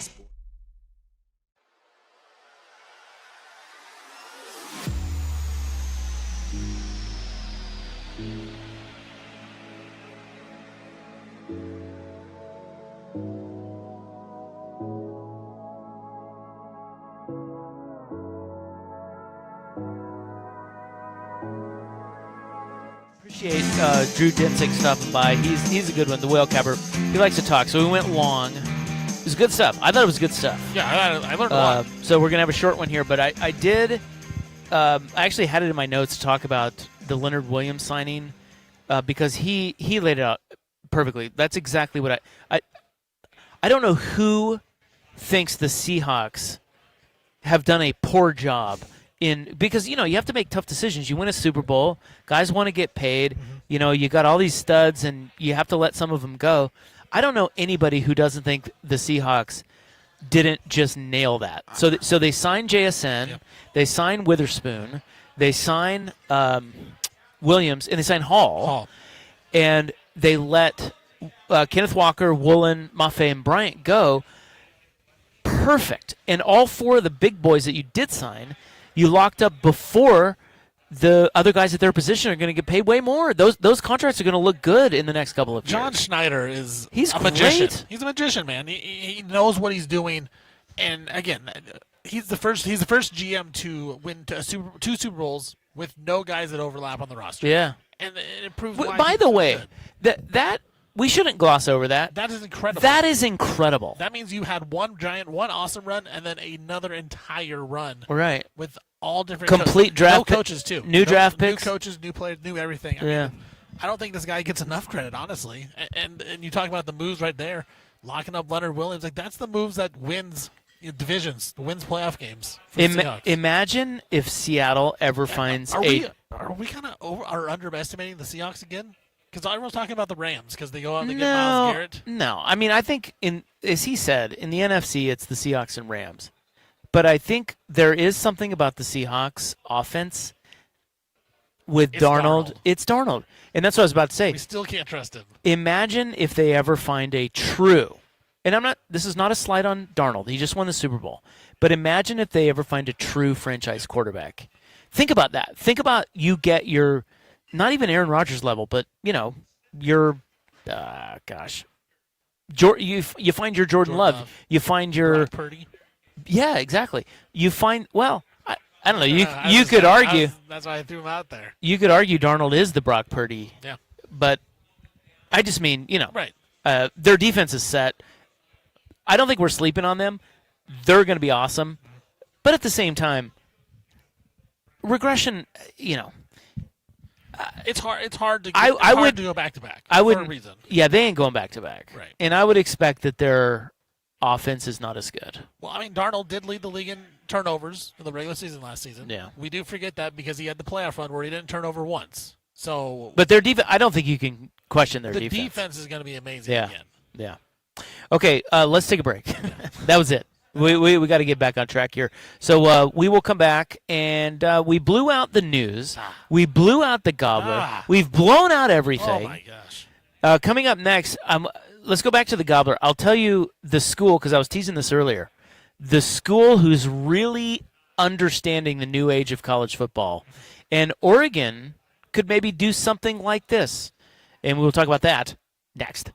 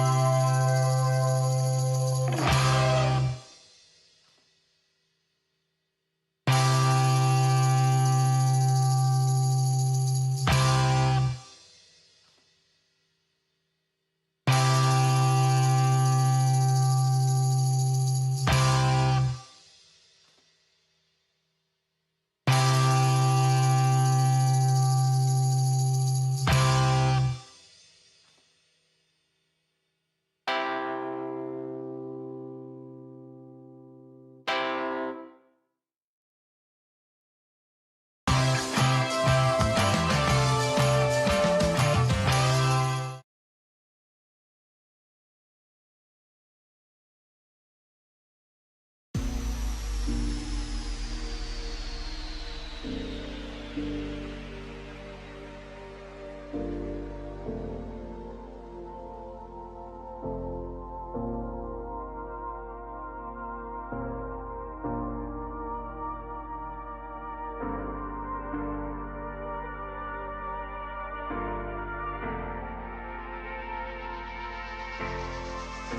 right, please have you along. We're back out here at Circa Resort and Casino, Las Vegas, downtown Las Vegas. That's where we're broadcasting from today, and we'll be here tomorrow as well.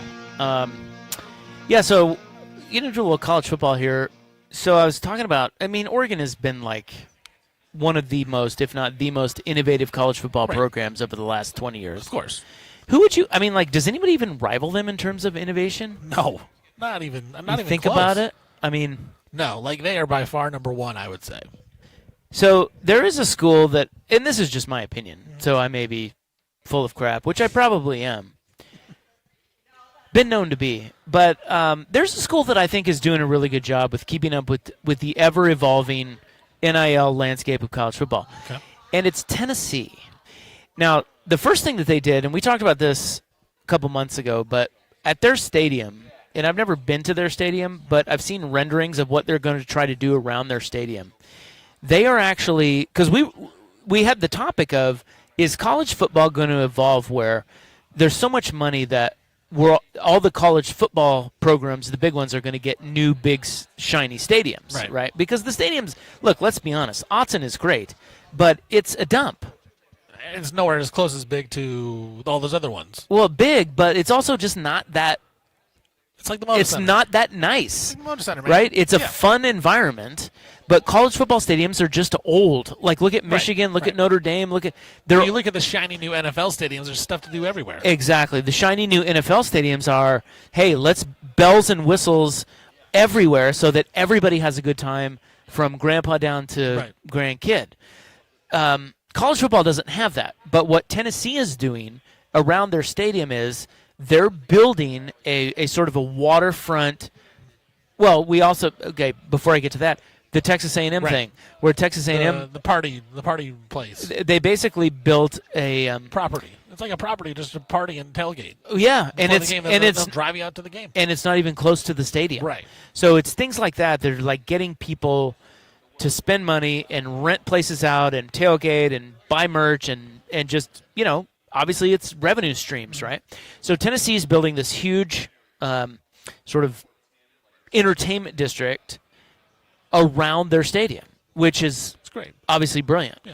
The next thing Tennessee is doing, and this is from CBS Sports, they are building a brick-and-mortar merchandise store, and that does not necessarily off the top scream innovation to you in 2026, but when you consider how drastically NIL has changed and sort of the collective business has changed in the last 5 years, this is going to be huge. So it says the brains behind Spire Sports Group and the Volunteer Club believe it is the first of its kind in the college football NIL collective space. Quote, if you're not willing to listen, learn, read, adapt, and change in the NIL world, in 3 to 6 months you can be a dinosaur. This is from the co-founder of Spire Sports. The NIL landscape changes constantly, and as a business, we're constantly looking for a new revenue stream, and one of them was starting a retail store. So co-founder James Clausen said, we've had some great advice from some of our donors that the middle of uncertainty in a market, you've got a lot of opportunity. So it's called the Volunteer Club. It's a retail store. It is expected to officially open on the Friday before their home opener. They play Furman. It is 800 square feet, and it will sell a mix of limited edition memorabilia and exclusive clothing that you cannot find anywhere else. It's a mix of home field apparel and Barstool Sports T-shirts that can be, bolder, and then more creative stuff that they may sell, but then also just the basics in the jerseys and stuff. If Oregon did this, how much money would they make? I know they have a team store, Right. but seriously, like, You got to individualize it now. you don't even drink. Maybe. I think this. He's not drinking. This water's got something in it. I'm I don't telling know. you, he's a non-drinker. But and it's making me uncomfortable. It is making you uncomfortable, very uncomfortable. But no, I think you're right. I think if Oregon did this, because you have to The NIL is literally name, image, likeness. Like that's how you're going to make money Exactly. off of it. And so you're going to buy things that's going to go directly to the kids, to the NIL. So if you're a guy in the portal, you're a guy that is a big time freshman, big time high school recruit going into Tennessee. You want to see this. You want to say how can I make some money making opportunities? This is one of them. But isn't Duck Gear like? I mean, obviously it's not to everyone, but Duck Gear is like. It's big, but it's king. It is, but now it's turning into Dan Lanning quotes. A lot of the stuff is Well, just yeah, whatever it is. It's evolving into fun stuff like that or just the O or whatever. But Duck Gear is like, it's popping. That's and what so, made it pop. I mean, that's how kids on the East Coast would wear it, and they're like, well, exactly. I love Oregon now. So why not have something like this? I keep thinking about the Masters. Not everyone's been to the Masters, but if you go to the Masters, nobody capitalizes on their brand better than the Masters with just this giant mall-like structure with nothing but Masters merch. And that's the only place you can get it. It's the only place you can get most of it. Right. And Tennessee's doing that, and it's at that price, right? Because people will go sell it on whatever on the on secondary market. But if you're a Tennessee fan, you have to go to that shop. It's going to create a little bit of scarcity for those products. You got to go there to get it. Well, unless you want to pay extra. On the secondary market. Exactly. And then you got everybody wearing your stuff. Yep. You're making money. Like it's so funny to sit in real time and watch college football in really low doses actually start to figure it out. It's like, okay, yeah, you should have been doing this 10 years ago, but okay. Oregon's been doing great. I mean, Oregon's been at the forefront of all of this, but at the same time, I mean, a one-stop shop, huge team store right next to the stadium. Makes a lot of sense. With all the cool gear, everything, stuff you can't get online, stuff you can't get anywhere else. Come on, man. It makes a lot of sense for Oregon to do that. Come on, man. Because Oregon would sell out all the time. Oh, my God. People would be – I mean, they would have lines at that building. Anyway, Tennessee's doing that, and I think it's a pretty damn good idea. All right, so let's get to more college football coming up next hour. We'll have a few headlines. And I want to talk about we teased this the other day. We were talking about the Lincoln Riley Pac-12, the old Pac-12 teams traveling east. Poor numbers in the Big Ten so far. Let's talk about this. What do we make of the Big Ten travel numbers, the coast-to-coast travel numbers? I got a few of them for you, and we'll get to that amongst other things next hour. We're live at Circa in Las Vegas on The Fan. A dark night, a quiet suburb. But for one family, danger lurks just downstairs. Oh, no. That's just my husband getting a midnight snack. Guilty. But We have Xfinity Shield. It has a built-in Wi-Fi feature that detects movement without cameras. well, what they didn't know is that an even bigger threat lurks online.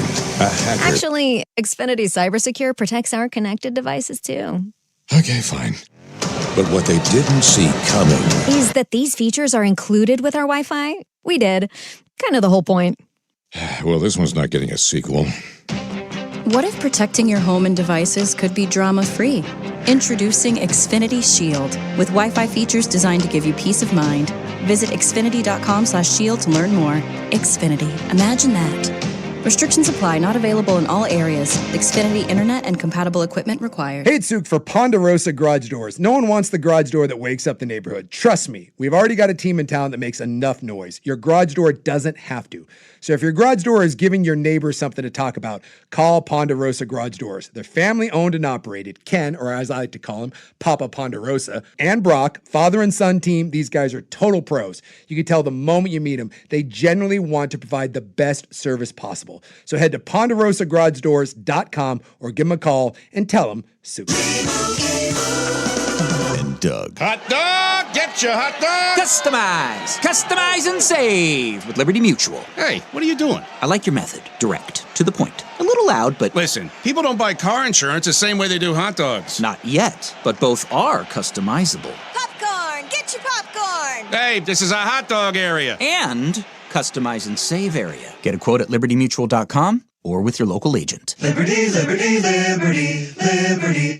It's Brian Baldinger. Next starts now with the Road to Kickoff. Brought to you by Hyundai. Urgent energy fuels Dallas as they navigate a fiercely competitive division. With a newly drafted defensive help in place, all eyes are on their veteran leader under center to perform when the lights are the brightest. Everything bigger in Texas, even the expectation. Next starts now with the Road to Kickoff. Brought to you by Hyundai. Get the Hyundai Getaway Sales Event going on now. Visit HyundaiUSA.com for details. This is the story of the one who keeps multiple buildings running smoothly day after day. Plumbing that flows, HVAC that hums, cleaning supplies that keep surfaces sparkling. That's why she counts on Grainger. With easy reordering online and 24/7 support, Grainger helps her keep the products she needs on hand. So shelves stay stocked and buildings stay ready. Call 1-800-GRAINGER, click Grainger.com, or just stop by. Grainger, for the ones who get it done. Your home for Oregon Ducks football. KRSK Portland, KRSK FM HD1, Malala, Oregon, and Odyssey Sports Station. Now, from the George McCoy at Warren Allen Sports Desk.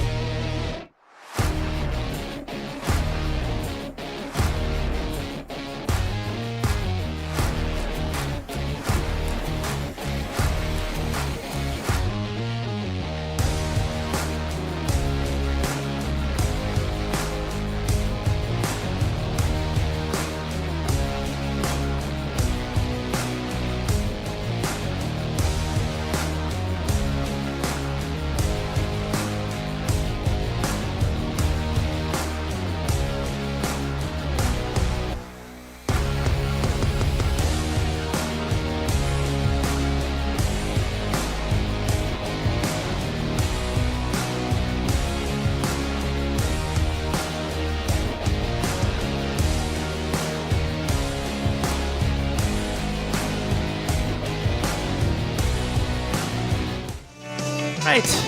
Welcome back. Hope you're having a nice, juicy little Tuesday. Good little Tuesday. We're having fun. We're out at Circa Resort Casino downtown Las Vegas. Stevie Squeezy's over there. Stevie Fire. Although, I tell you You what. said it was Tuesday. Oh, did I? Yeah. Oh, it's Thursday. Tuesday. Oh, sorry. Yeah. It really threw me off. Yeah, it's Recension Thursday. Right. I'm sorry. We sent that you said Tuesday. Did I say Tuesday? Didn't you? I don't know. I think you did. Yeah, I might have. Good little Tuesday. I'm sorry. It's Thursday. Threw me off. Yeah. Well, I'm sorry, but Not look, the squeeze. Has it thrown does me off all day. Neither here nor there. We're having a great time. That's right. We're out at Circa. It is a good time out here. We're in Vegas. They sent us to Vegas for some reason, and we're hanging out here. And we were just talking to the. How about this gal? So this is from what was your hat? The 98.9 The Hank FM. But that's not what they were. They were. It's a country station. Yeah. Well, this is a country station. Yeah. They were a rock They station. were 97.1 The Point. Right. But they were handing out 98.9 The Hank hats. And so this gal comes out, and she's the DJ, clearly the afternoon DJ on 97.1 The Point. Yes. And I don't know what, I think it's classic rock. Sure. And because she looks classic rock. She does look rock. Like she's And about that rock. She's life. all decked out in Raiders gear, sequined out. And she's like,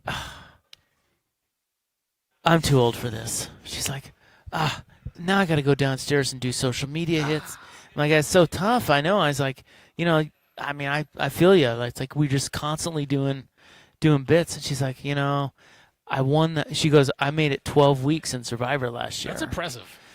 That is, but Did she win? No, She you didn't. lose. She didn't say she won. No, you lose. She made it 12 weeks. Yeah, then you lose. Why are you bragging about that?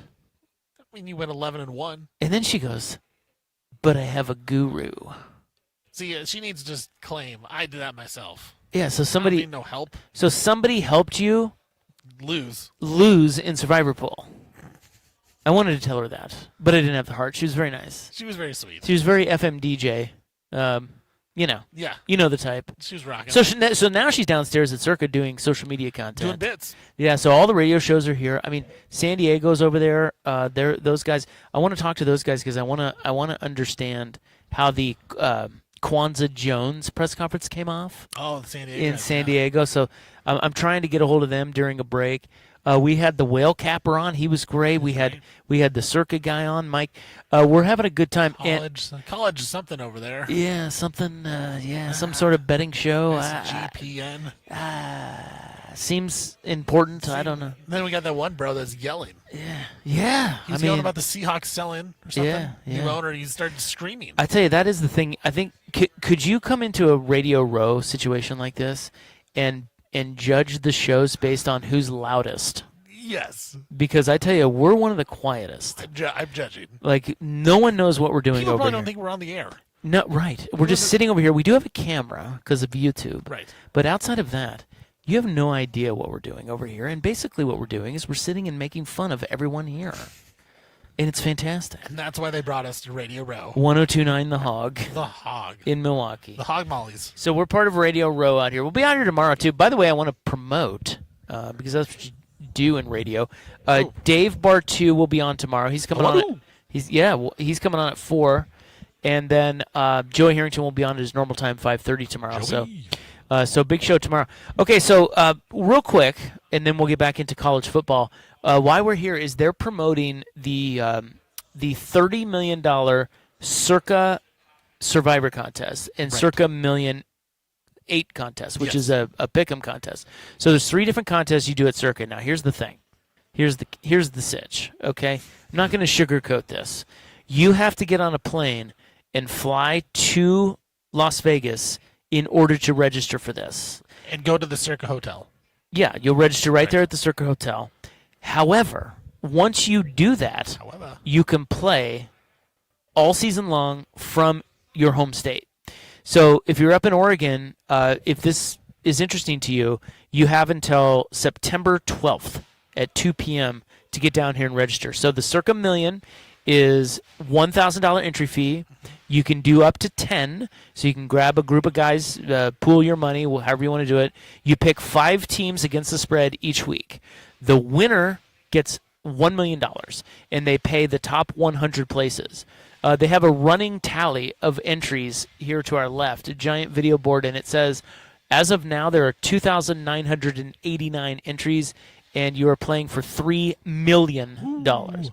Because Whale Capper said he's doing, I think, a couple different, like 8 entries, I want to say. Something like that. Is that what he said? I think it was something like that. Oh, damn, I missed that. He does a lot of entries. Yeah, I think that is. He does way more than one. That is a key. Right. Because then you can blanket kinda the play it around blanket a the little bit. board. Yeah. So the second one is Circus Survivor, and that's also $1,000 per entry, max of 10. You pick one team straight up every week to win. If they lose or tie, you're out, and you can only pick that team once. So once you pick the Chiefs are done. You cannot pick the Chiefs again.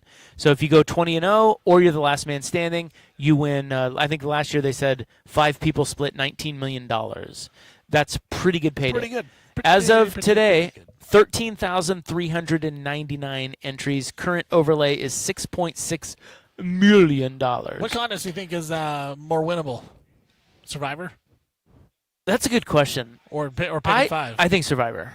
Like what if you just had one hot season though? Pick 5. Well, but I think having the hot season is harder. Okay. Because Survivor is 1 pick. Right. Pick 5 is and 5 no picks. Spread, and it's no spread. And you're playing against some pretty good. I mean, there's some good. I mean, these people aren't in it to lose. Right. You know. Now here's the big one. Check this. Check it. Circa Grandissimo. It's the ultimate high stakes Survivor pool. You have to pay $100,000 to enter. Sheesh. And it's $4 million guaranteed to the winner. Last year, 6 people split $7 million, and still at 32 entries. So think about that. If you can find $100,000 and enter and get down here and enter, you have a 1 in 32 chance of winning $4 million. I mean, it's not that hard, right? Just find $100,000. Yeah, it's really.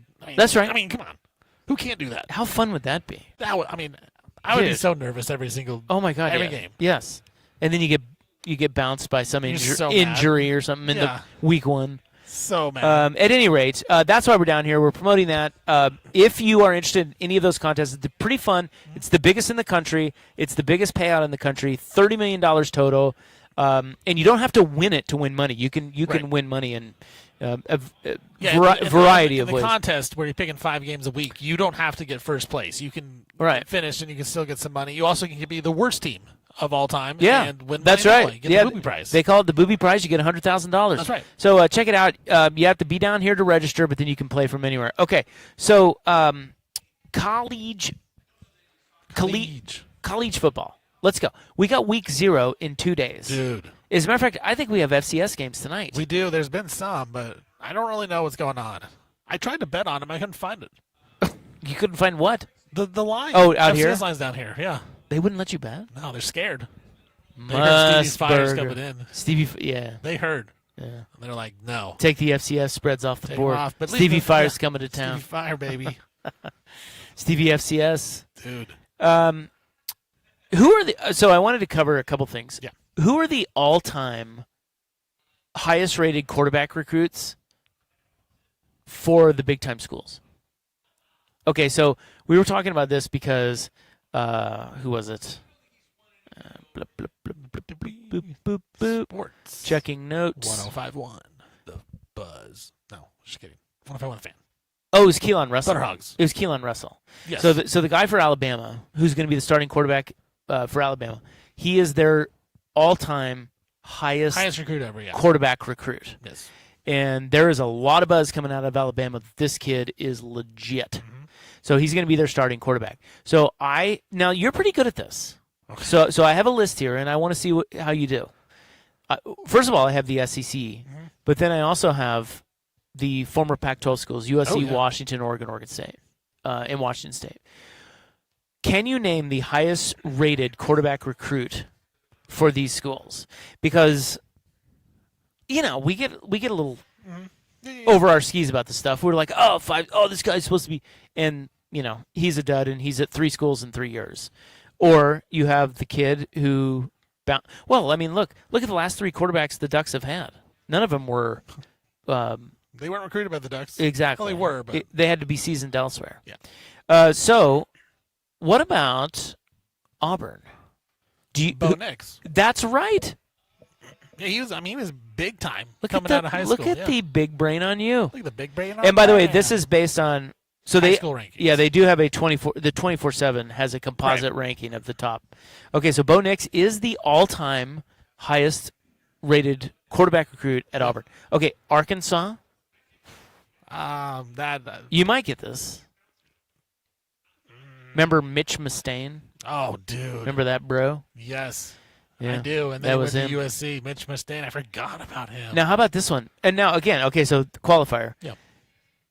The Bo Nixes and the Dylan Gabriels and the Dante Moores do not count for count. Oregon No. because they're transfers. Okay, so think about recruits. Oklahoma. This is mind-blowing. Oklahoma would be Caleb Williams. Transfer? No, he committed to Oklahoma. Right? Did he? Yeah, and then he transferred to USC. Rhett Bomar. Brett Bomar. Idiot. He got suspended before the season. Tennessee. Nico Yep. Iamaleava. That's correct. Texas.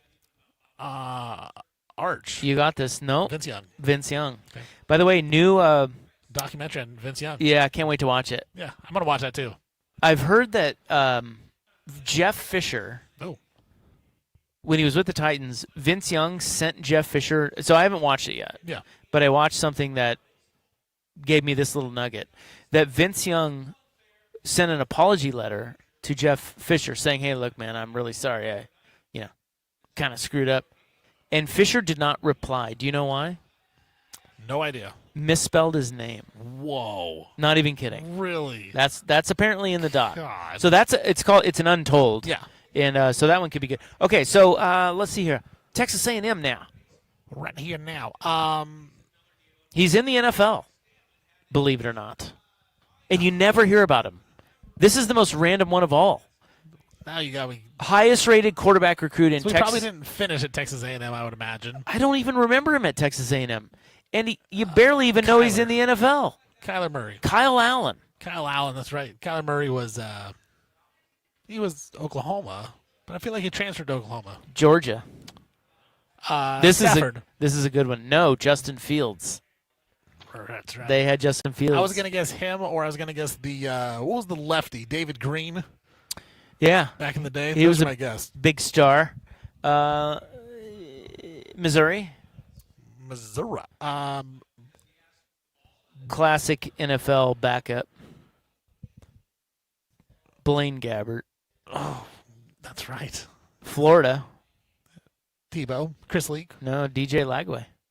Lagway was higher up, man. Yeah. Okay, so let's get to the highest rated quarterback recruit for the former Pac-12 schools. Yeah. Washington State. Ryan Leaf. Drew Bledsoe. Tyler Helinski. You should get this one. Oregon State. Derek Anderson? Yes. It's either him or Aiden Childs. It was Derek Anderson, but he was sort of before they did the standardized composite. But yes, they say he is. It was Anderson or Childs, and I thought Anderson. How about Washington? Jake Locker? No. Sam Heward. Can you believe it? He's a backup, or he's somewhere now. He's still out there. Utah, maybe, I want to say. Yeah, and he's never played anywhere. Right. USC. He's a quarterback at USC right now. Backup quarterback. That's right. Is he their backup? He was the fake punt guy. He went in and fake punted as the punter and threw a pass. Oh, really? Yeah. He's the backup at USC? Mm-hmm. What a winding road. Because he was from like 2001. I mean, he was supposed to be the guy. Yes. That's He's got the name, but he hasn't played ever. No. Anywhere. No, he went to FCS and played there. Cal Poly. That's the one season he played was Cal Poly in 2023. Threw for 18 touchdowns, 10 picks. Dude. See, this is the whole point about 5 stars. Who cares? Fall in love with all these guys. How about Oregon? This is mind blowing. Oregon. Thompson? Oregon's. Yes, it's Ty Thompson. I knew that. He's the highest rated quarterback recruit in Oregon history. Well, I mean, think about when they got Bo Nix. There was a legit argument of like who's going to start, Bo Nix or Ty Thompson. Yeah. And then Ty Thompson leaves and goes plays tight end at Tulane. God. And then USC. This is a good one. Oh, John David Booty. Matt Barkley. I knew it wasn't going to be Palmer or Leinart. I knew it was going to be someone that isn't great. Yeah, Matt Barkley was not only the number one quarterback that year and in USC history, he was the number one overall player in the United States. That's right. Matt Barkley. All right, back to college football next. I want to get to these travel numbers. It's interesting. Lincoln Riley is taking a lot of heat because his teams are not faring well at all on the East Coast. Is it a thing, and why? We'll get to that next on The Fan.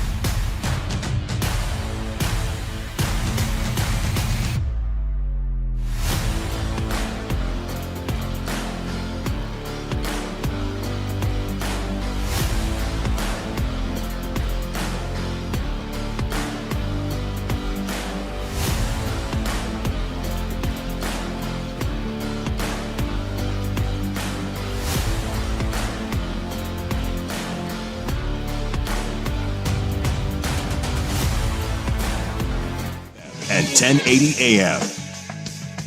First on the fan, the Seahawks are signing three-time Pro Bowler Leonard Williams to a 3-year, $90 million contract extension with a $56 million guaranteed. The new deal will make him one of the highest-paid defensive tackles in the NFL.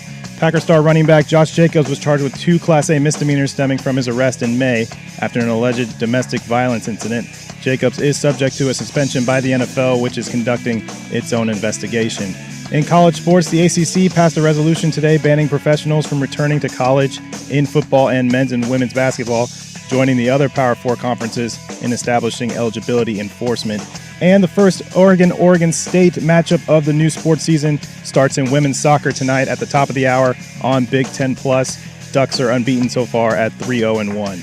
I'm Brandon Henson from the George McCoy at Warren Allen Sports Desk. Don't call your mom. Call George McCoy at warrenallen.com. This is the Fan.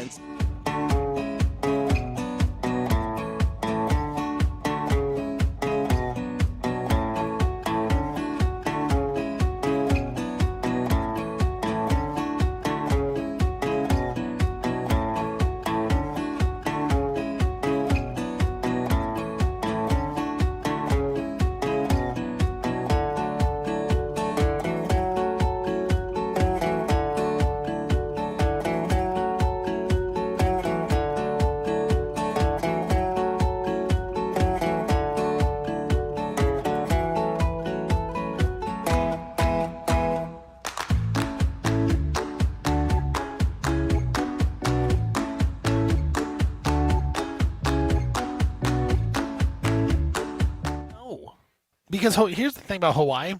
Now I need to look into this more. Maybe news broke while we're in the air on the airplane. But their top receiver that's returning, he hasn't practiced all offseason. Get him out of here. He's been hurt. Do they still have the cool kicker? I don't think so. No. Good. He's gone. But they have a good quarterback. I know. Mike Aliotto is a good quarterback, but he's small. But they don't have any receivers returning. Then that when you do the run and shoot, that's a little tough to just plug and play. Hawaii always has grit. They're gritty. Timmy Chang. Yeah, they're tough. He's the coach. But Stanford, I watched Stanford Hawaii last year, and let me tell you something. Stanford should have beat them by 30, and they lost. Because they threw a stupid pick. Yeah, stupid. So Stanford will win that game. Stanford is going to win that game.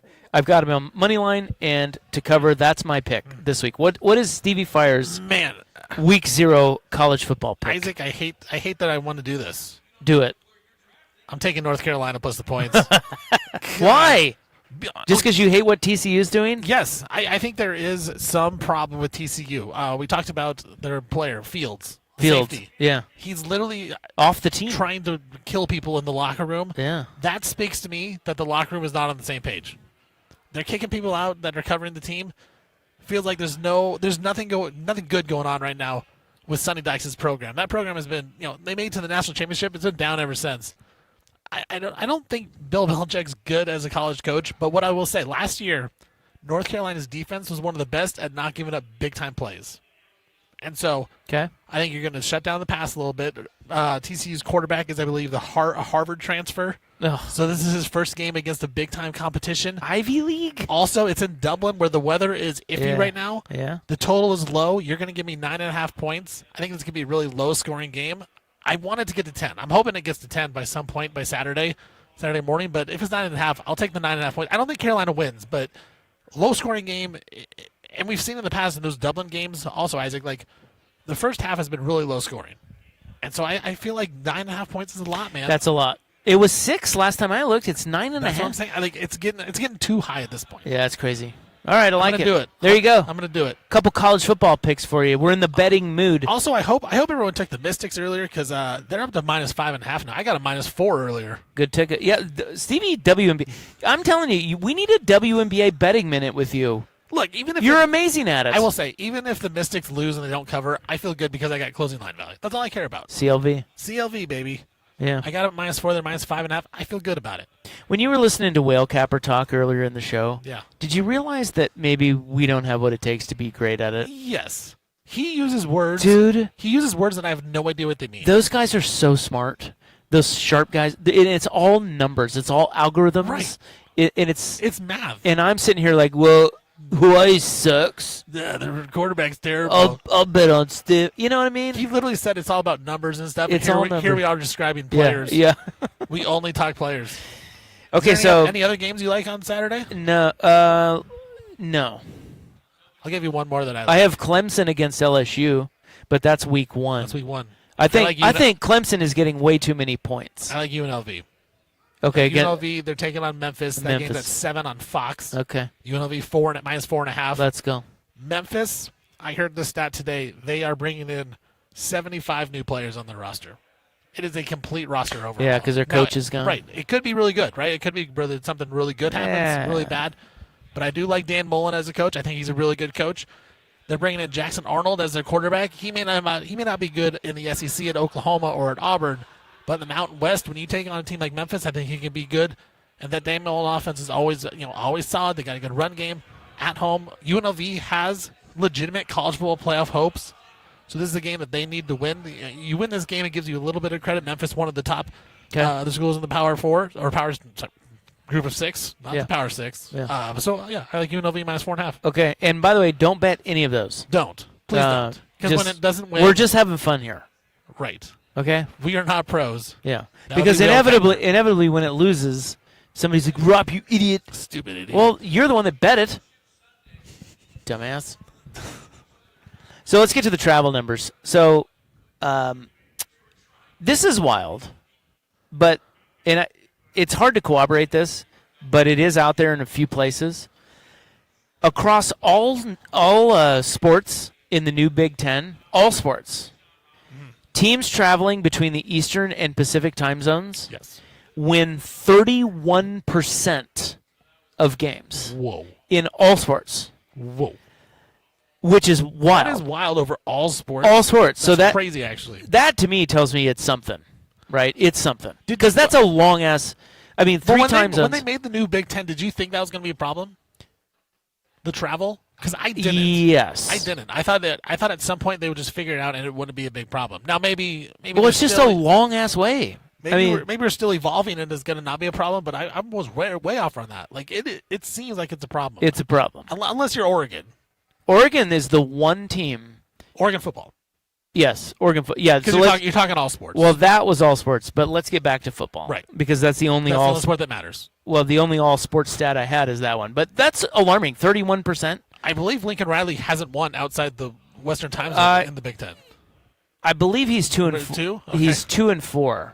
So what I have here is West Coast teams are 13-14 when playing in the Eastern Time Zone. Okay. However, Oregon is 7-0. So you take them out. Yeah, so they're 6-14. Wow. And USC is 2-4. So 4-10 the rest of the schools. And it works both ways. So Big Ten teams flying out to the West, flying into the Pacific time zone. This is just Big Ten teams. This doesn't even mean Eastern time zone teams. Even the Central time zone teams are 6-21 in the Pacific time zone, and that includes Michigan, Iowa, and Wisconsin. Those three have never won out west, ever. Remember, Michigan came to Autzen years ago. Yeah. Iowa was just at USC last year, blew it.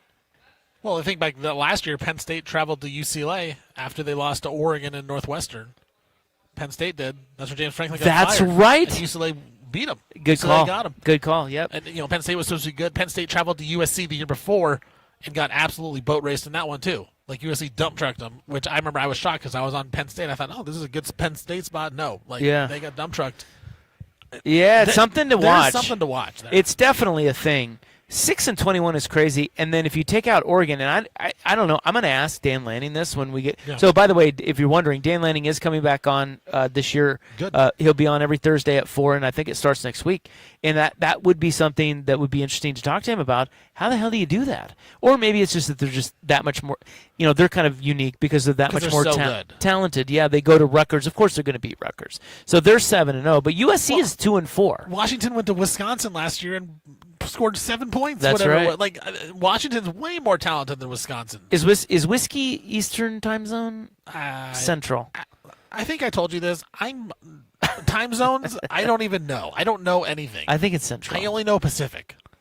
and kind of Eastern if you're like very East Coast. Okay. Like if you're in New York, I know you're Eastern time zone, but if you're outside like the actual coast, I don't know what time zone you are. So here are some games you need to know about if you think these stats matter. Wisconsin is playing at UCLA this season, so that doesn't bode well for Wisconsin. Right. Michigan is at Oregon. Ohio State is visiting USC. That's an interesting That's a big one. yeah. That's a big one. And then Washington gets to host Iowa, Penn State, and Indiana. Ooh. So, I mean, They got a chance. Yeah. And Oregon's traveling to Ohio State. Oregon is going. Here's what Sorry, the I whole jumped the thing. gun. You did jump the gun. Oregon goes to the Eastern time zone twice. Okay. But it's only to Columbus and East Lansing, which is, I mean, it's not that far east. But they go twice. USC, they are traveling so they have 4 Big Ten road games this season that are almost 5 times the distance traveled than Purdue and Illinois will travel. Wow. So they have to travel to So this is USC. They have to travel to Rutgers. They have to go to Penn State. They have to go to Wisconsin, and they have to go to Indiana. And that is 5 times the distance Purdue and Illinois. Now you tell me If you had to pick right now, how many wins does USC get out of those 4? Rutgers, Penn State, Indiana. 2-2. Right, that sounds about right. And that's probably best case. Generous. Yes, it's not best case scenario. I mean, but dude, USC is the team. They're like the Cowboys. Stop telling me they're going to be great. I will every not. year we're supposed to think they're the best. I will not believe it until they do it. I agree. They're the same every year. They're Because 8, 9, 10 wins. I have bought into the USC hype so many times and then just get burned by it. I'm tired of it. I'm tired of it too. Get I won't do it. Get out of here. They should beat Rutgers. Well, they will beat Rutgers. Well, Penn State, we've talked about Penn State. Penn State, dude, they're going to Penn State. That's going to be rough because that's a tough place to play. And Penn State, like Matt Campbell is good. I think people are sleeping on Penn State. Well, the Penn State schedule is pretty easy. So they play Wisconsin at home. They got Northwestern on the road, USC at home, and then they're at Michigan, which is going to be tough. But then Purdue, they host Minnesota, they're at Maryland, they host Rutgers, and they're at Washington.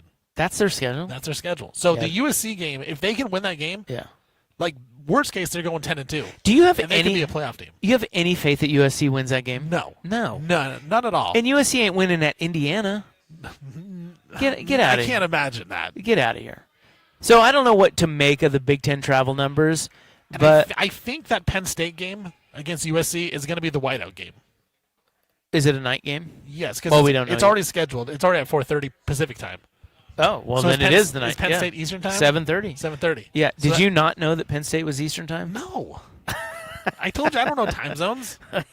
Yeah, so it would be 7:30 there. 1, yeah, 2, 3, whiteout. 4, 5, 7. Yeah, 7:30. USC's Yeah, host. so that'll be a whiteout game. They're losing. That's a loss. They're losing that. Right.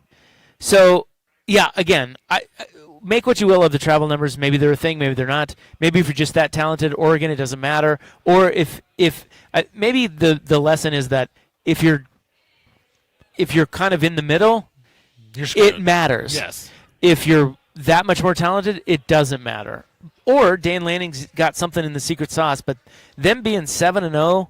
It's pretty impressive. When the rest of the West Coast teams going Eastern time zone are 6-14 is pretty crazy. I agree. I think it's one of those stats where you look at it first glance, you're like, whatever. Like it's not that impressive. But when you break it down and you talk about all the other teams that have the struggles that they've had in the Eastern time zone, yeah, I think it is very impressive what Dan Lanning has done with that because it can't all just be Oregon's much better than everybody else. There has to be something that Lanning has going on that's got those guys to play a little bit better on the road. Yeah. All right, well, when we come back, has Oregon lived up to its preseason rankings? We're live in Vegas. Be right back on The Fan. The home of the Oregon.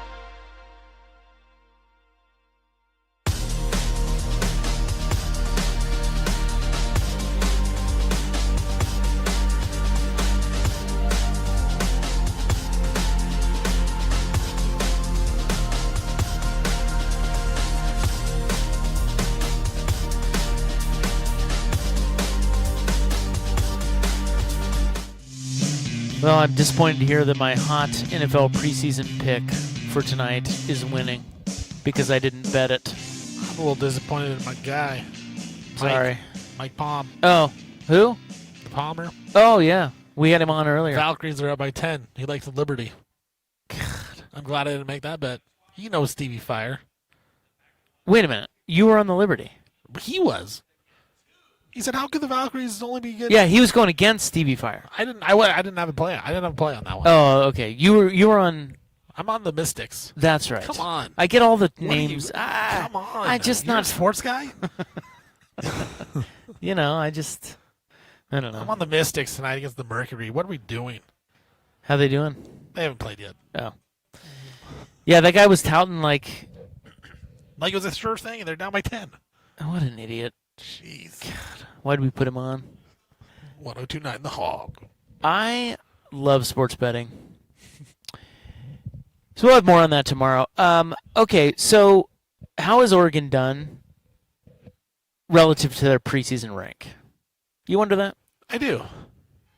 Do you? I do. Well, preseason ranks, they can be fleeting. I actually like the preseason rank. I know everyone hates them. I think they're fun. Deceiving.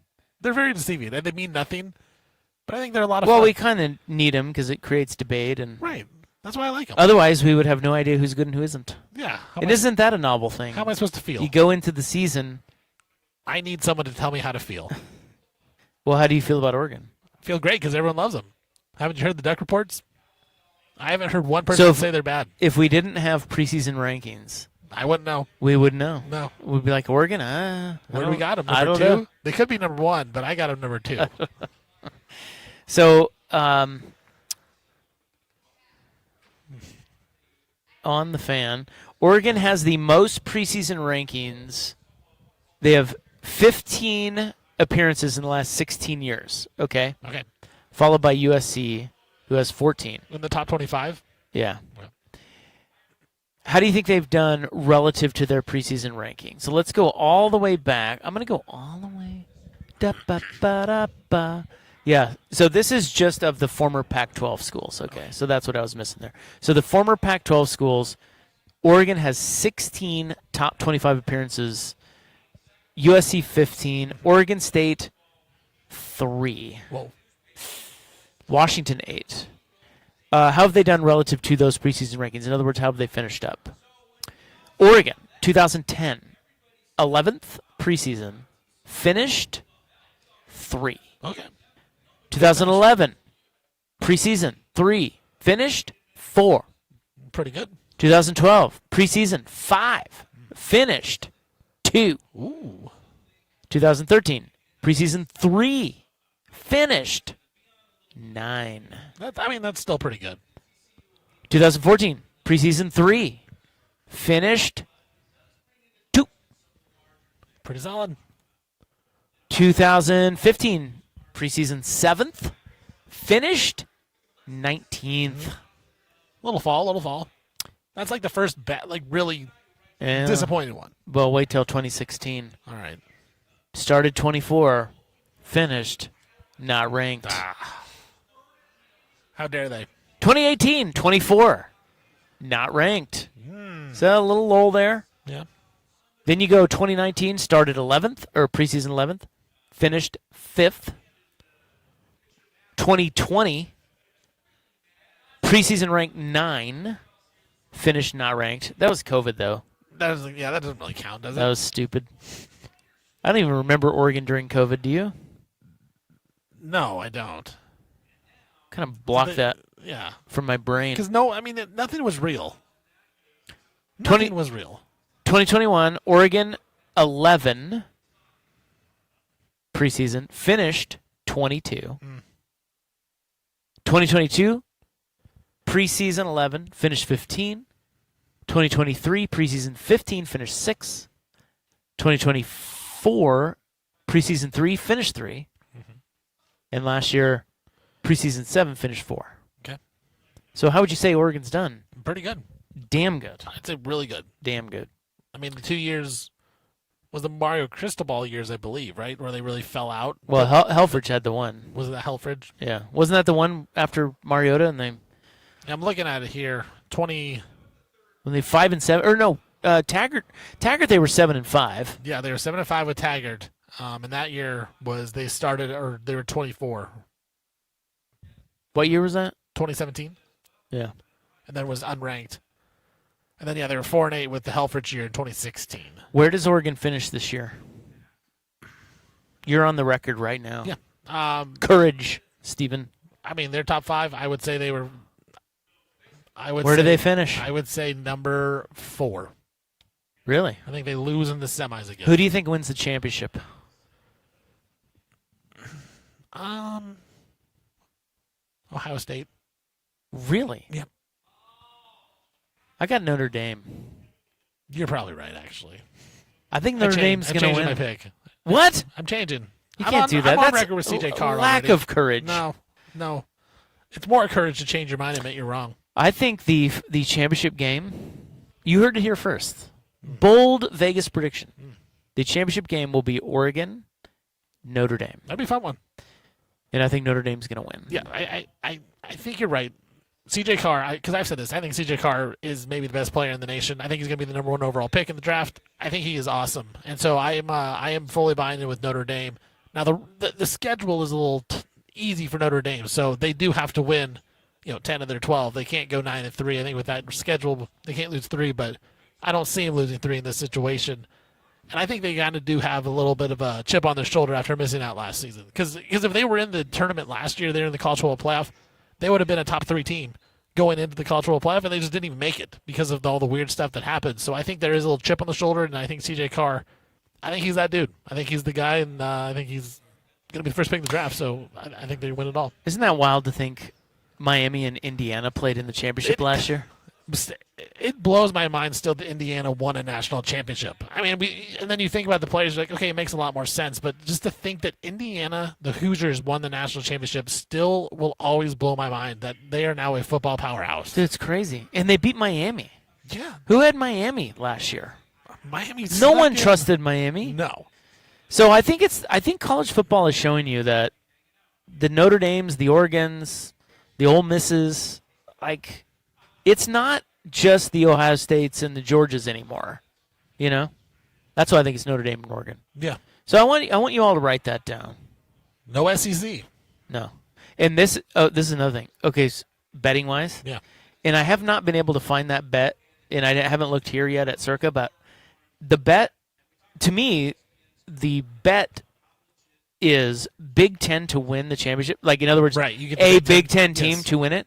They're still plus money. They're like plus 130, 150, something like that. You get 3 of the top. Exactly. So you have an excellent hedge opportunity come championship time. Well, because I think we talked about this before. I mean, the SEC is really good top to bottom. I mean, if you go to the bottom of the SEC, it's better than the bottom of the Big Ten. There's no question about that. Give me the SEC team, though, that can win the title. Awesome. Yeah. It's Georgia, and that's it. Is it?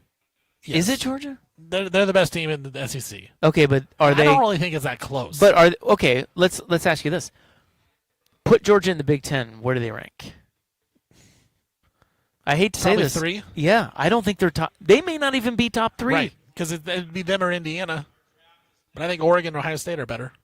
So I just feel like the Big Ten. I mean, they're having a moment, man. Well, and the thing is again, with the Big Ten Conference, like I said, the bottom of it stinks, and so the Oregon's going to get some gimme games. Ohio State's going to get some gimme games. Georgia really, I mean, that's true. Like the SEC, for all the talk that they do have a tough conference. It's a gauntlet. Like going those to Mississippi State is a lot more tough than going to Rutgers. I think than going to Purdue. It's true, but I think that for like when you get into the tournament, I think the thing that you can't underestimate about the SEC teams is their ability to just get hot and run the table because they just have so much talent. Yeah. It's kind of like how Miami did it last year. Mm-hmm. Although Ole Miss kind of did it last year too.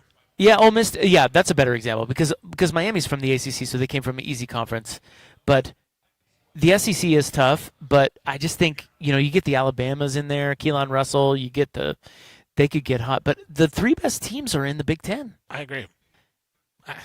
And I think we're still undervaluing Indiana. Yeah, and they're giving us plus money for the Big Ten to win the title. Like I think with Indiana, again, they were winning championships and going undefeated with not great transfer portal classes. They have a really good one this year, and now we're undervaluing them. Yeah. Like they actually have better talent coming in, and we think no, they're not going to be as good. It's the Notre Dame wild card. I think that's a big wild card there. It is. Now Notre Dame, losing Jeremiah Love and Jadarian Price, 2 first-round running backs, where running backs don't usually get picked in the first round. They lose 2 of them. That could be a problem. That would be the one thing that, as a CJ Carr supporter, is a little scary that you could lean easily on Jeremiah Love and Jadarian Price to run and get 6-7 yards a carry, and then it's a lot easier. But if I told you that there is a team that has their star quarterback back, pretty much their entire offensive line, and their number 1 target, Faison, do you care about their running backs? I mean, I know the running backs were their stars last year, but I don't. Dude, they have everyone. They have everyone back. The question is, besides their running backs, the question is there enough big play potential there? Like a big card. I mean, they were pretty dinky and dunky last year, so we'll see if they can open it up a little bit. But then you also have the best cornerback in Leonard Moore on the outside. Yeah, on the defense. Yeah, like dude, the defense isn't bad either. And Freeman's good. And they just 2 years ago they were in the title game. Yep. So I don't know. I think it's gonna be Notre Dame and Oregon. I think it's gonna be I think for me those are the top 2 teams in the nation. But I don't think Oregon makes the championship game. I think they lose somewhere along the way. What a hater. I am. It's unbelievable. Unreal. All right, what are it's courage what it is. Yeah, well, we asked for it out of you. It's about time. Stevie Courage. Jesus. I think we're the last show left in here. I don't think anyone's talking. Yeah, except for us. San Diego's packing No one's up. paying attention. This is where we get loose. This is. Although the bar already closed down. I closed early. What is that? What is that? What is that? What is that? What are micro signs of disrespect Closing the bar early that irrationally piss you off? No. Next.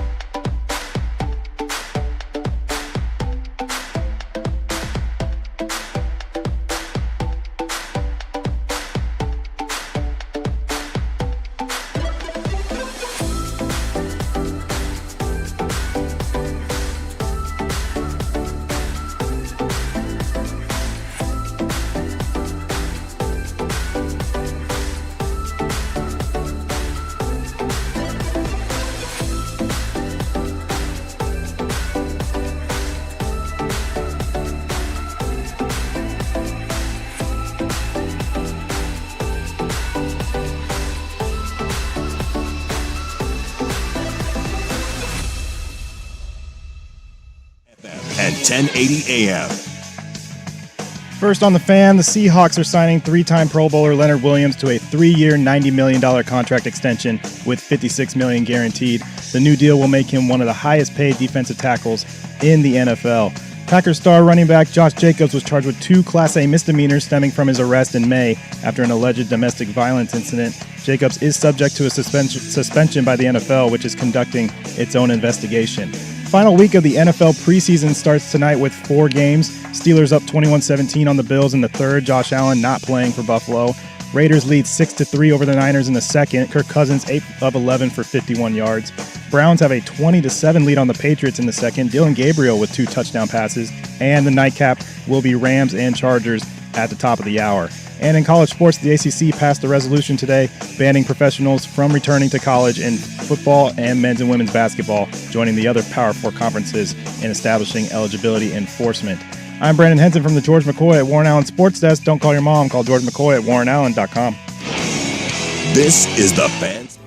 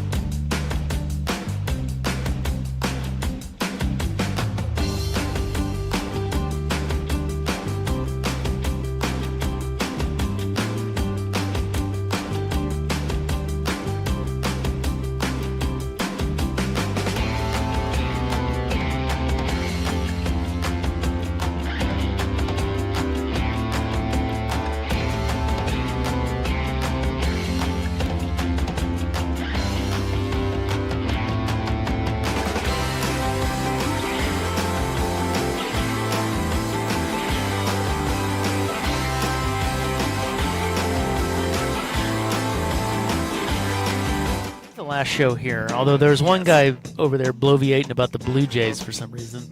I don't know if he's from Toronto or... There's one guy behind us, but he was just sitting at a computer. He wasn't doing anything. Yeah. There's a couple of bros over there. Like, who are those people? Who do you think I am? There's so we're on Radio Row, so we're here in Vegas. If you're just tuning in, we're at Circa Resort. We all got our little booths. Downtown, where they have the stadium swim. Yes. Which, by the way, I went out there and looked at it. We haven't had a chance to hang out there yet, but... went out there and looked at it. That's pretty awesome, man. There's a bunch of pools and lounge chairs and stuff, and then just giant TV screens with sports on them. Now, there are rumors, though, that DJs will blare music all day, all night. Well, that's all right. It's Vegas, dude. All right. Let's go. I'm just saying. What's the matter with some you? Of the old, Where some would of you the like? Some of the boomers are going to complain. Can I get you a Motel 6? You boomers are going to complain about this stuff. I'm not going to complain about anything. I'm going to Us go out. Millennials going to be partying, dog. I can't wait for 54 minutes when I can go out there. Get all hopped up in the white guy soup. White guy wasted. Dude, there's nothing but white guys. And they're all housed. And they all just are basically standing in the pools. Right. It's a thing. See, Which is cool, I but... don't get it. I don't get... what's the point of that? What is that? I like it. I mean, I'm a big pool guy. You like to just stand in the pool and talk? Yeah. Yeah, I'll do that. What do you and the bros talk about? Sports? Chicks? Chicks? Sports, man. Sports and chicks? Let's talk about it. We talk about our picks, bro. I don't know. Your Cleveland Browns bet? I mean, it's better than being on a in the hot sun. Well, you're still in the hot sun. You know what I mean?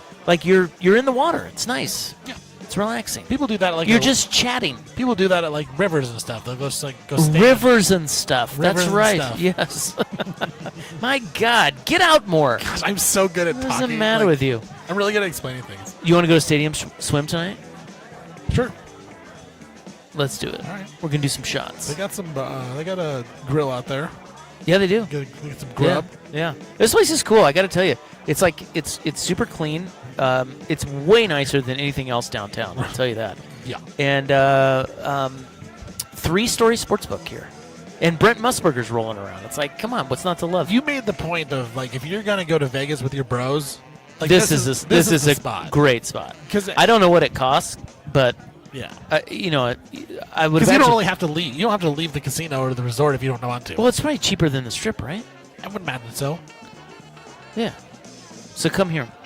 Now, if you're in the Grandissimo, I was thinking about the Grandissimo. So it's $100,000 per entry. So you, me, Sook, Brandon, lowercase, 5, and Swag. 6.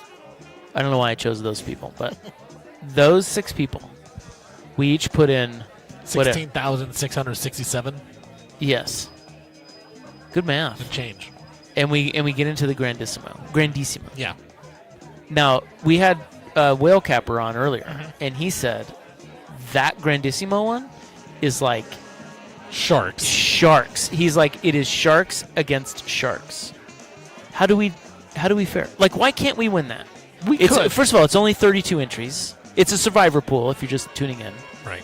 So it's just pick one team every week. Well, here's my question is, how do we as a six-sub, how do we decide who we're picking? Well, we vote. That's my problem. Like, do you share votes? Like, you share this?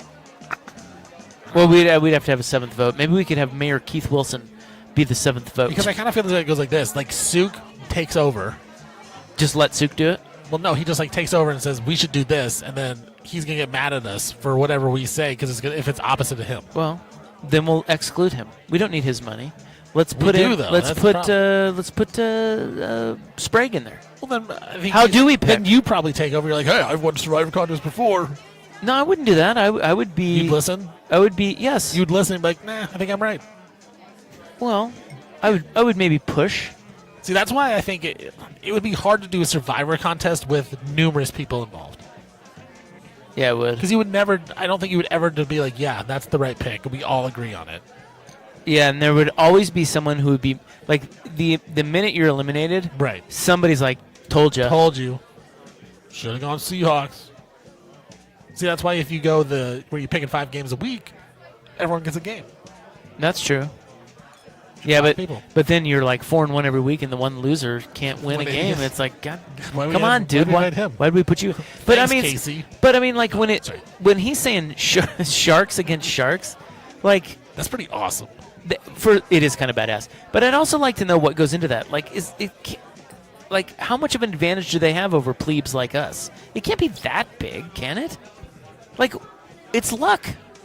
No, but as he says, it's all about math. I'm sure they can come up. They can throw it in a calculator and spits out who they should pick every single week. It's not always right. Our instincts could be just as right as that. We're better than math, dude. We are better than math. What if we raised $100,000 with our listeners? Start a GoFundMe. Yeah. And they just text in, we like vote. Yeah, we have a poll every week who to do it, and we just go with the one that gets the most votes. Knowing these fans, they'd probably pick just like the worst team, just to mess with us. It's just a troll. That's our fans. bit. Yeah. They're going Cardinals. We won. Everybody's doing bits. Cardinals versus Chargers. We got Cardinals. What if they did that and we won?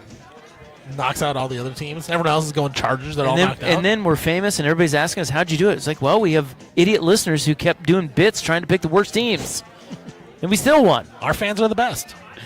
Our fans are the best. They really are the best. You guys are great. We love you. Love you. And by the way, if you want to sign up for any of these circuit contests, you got to be here in Vegas to do it before September 12th. So get your ass down here. Okay, so we were on the plane today, and I was sitting next to a couple girls, a couple ladies. Yeah, you were. In my aisle. One of them had a mask on, and I didn't like that. And it's not because I'm judging her. It's just that I thought she was sick. Oh. And then I'm like, oh, crap. But at least she wore a mask. Like, Right. I felt that good about that. If she were sick. And I Now, actually... it would have been funnier if she wasn't wearing a mask. She saw you walk up into her and aisle. then put on a the mask. Look. Well... Watch this.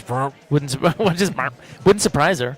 Or surprise me. Right. But I thought about asking her. I'm like, out of total respect, are you wearing that because you're sick, or are you wearing that because you don't want to get sick? You know how much potential problem that could have caused? A lot. Which is why I didn't ask. Good. I'm proud of you. Yeah.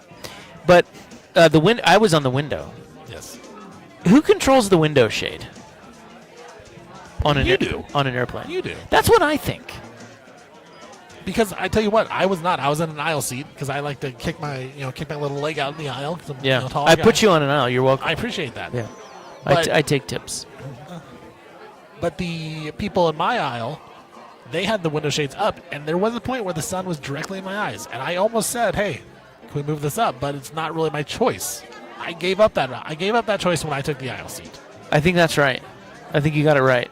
I have to respect the aisle and the window. The window seat controls the window shade. Yes. However, if you were to say, hey, do you mind? It would have been okay. That's fine to ask. But they have to do it. If they say no, I'm sorry, I really like looking out the window at this cool wing. Right. Like, I was right over the wing. Like, I wanted to see the baseball stadium flying in. Didn't see it. Couldn't see anything. It was the wing. The wing. But if you ask and they say no, then you have to respect. You got to be prepared for that. Yeah. So I didn't even want to ask. I was like, it's not that big of a deal.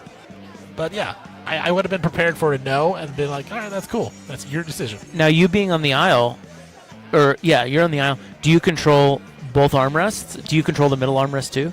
Because I don't think you do. No. I think the middle seat controls both of its armrests. Well, I think this is controversial. You just get half. We just halvesy it. No. So no. I don't get an armrest. You get your left one. So If you're on the right. The middle seat, because they're in the middle, they get both? Correct. Because they have the worst seat. Because they sacrificed? That's right. So if I'm on the window, I can lean against the window and I get the armrest. So what do I? So I can't even do anything. I just have to sit awkwardly. Well, you have your. Let's say you're on the right side of the airplane. If he gets the full armrest, I mean, I'm a big guy. Like, I really have to put my arm in then. Yeah, sorry. If you want both armrests, choose the middle seat. You're not going to do that, are you? No, I can tell you I'm not. That's what's up. See, I don't agree with that. So what do you think it is? It's shared. Whoever's more of a baller. Whoever takes it first. Yeah. First come, first serves these. I think you just kind of gotta see. I'm not gonna be disrespectful. I'm gonna put my arm on there, but it's not gonna necessarily be on top. It's gonna be more on the side a little bit, maybe a little bit on the edge. I'll give you most of the armrest, but I need something. Can you really share an armrest with someone on an airplane though? Sure. If you both just take a little bit. No, we don't. I don't think it works. Surface area. What if you take it for a little bit, and then you realize, okay, I've had that on my arm there for a while. I'm going to shift positions. That would be cool. And allow them to have it. Like you talked to them before the flight. Hey, bro, you know what? Let's share this. Here's First hour, I'll take it. You take it second hour. Here's how I feel about this. I like that. Yeah, I think the world would be a better place if we were more better communicators doing that. Yeah, I think the middle seat is a bastard seat, and therefore I think you should get both armrests. That's how I feel about it. I can kind of stand where you're going on. It makes sense. But I'm not just going to give you it. I'm not going to give it up. Yeah, you're going to take it and make somebody take it back. Right. Yeah, I feel that. So Jeff Fisher, the new Vince Young doc is out. And apparently Vince Young wrote a letter to Jeff Fisher apologizing for being Vince Young and being an idiot. And Fisher said he did not write him back because he misspelled his name. Because Fisher is Fischer. You just said Fisher. I would guess. I don't know. That's what I would guess. But this created a topic in my head. Because we've talked about this before. That actually does bother me when people misspell. You've even said this, I think. When people misspell Stephen Vaughn. Yep. Stephen. Yeah, Stephen with the PH. You have a V. Yes. That bothers you. It does. Stephen is not spelled with a PH. Right. And mine. That's Stephen. And it's not hard to spell someone's name correctly, particularly when you're as famous as Stephen Vaughn. Well, Sue doesn't know how to spell Isaac. Yeah, spell my name. Yeah. Sue can't. Yeah, exactly. He still does. I bet you asked him right now, he wouldn't know how to spell my name. Yeah, ROPP. It's disrespectful.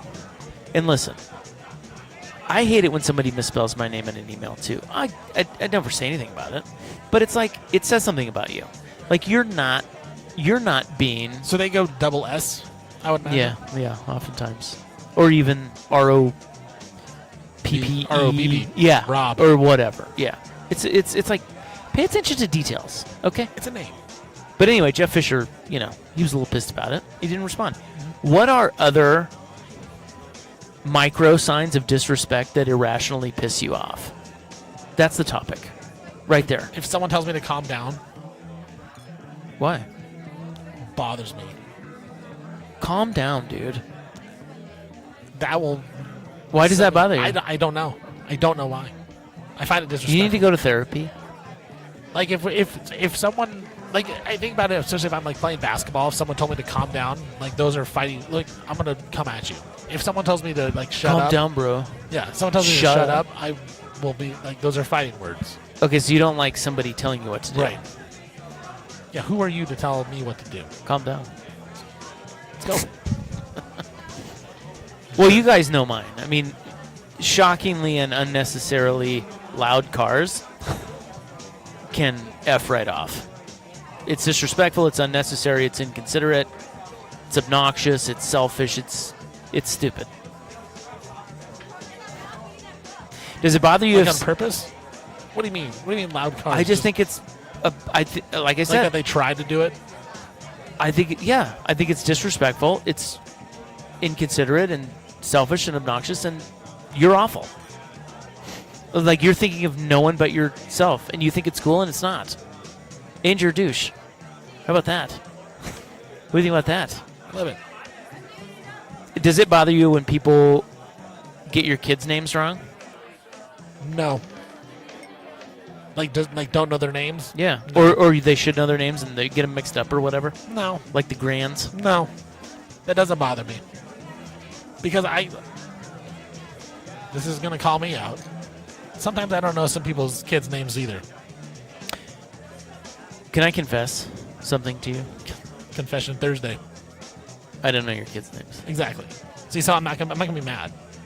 Because, like, I'd have to really think about it. Right. And that happens for me where I have friends or maybe even family members. It's like, hey, what's your kid's name? I don't know. I don't know.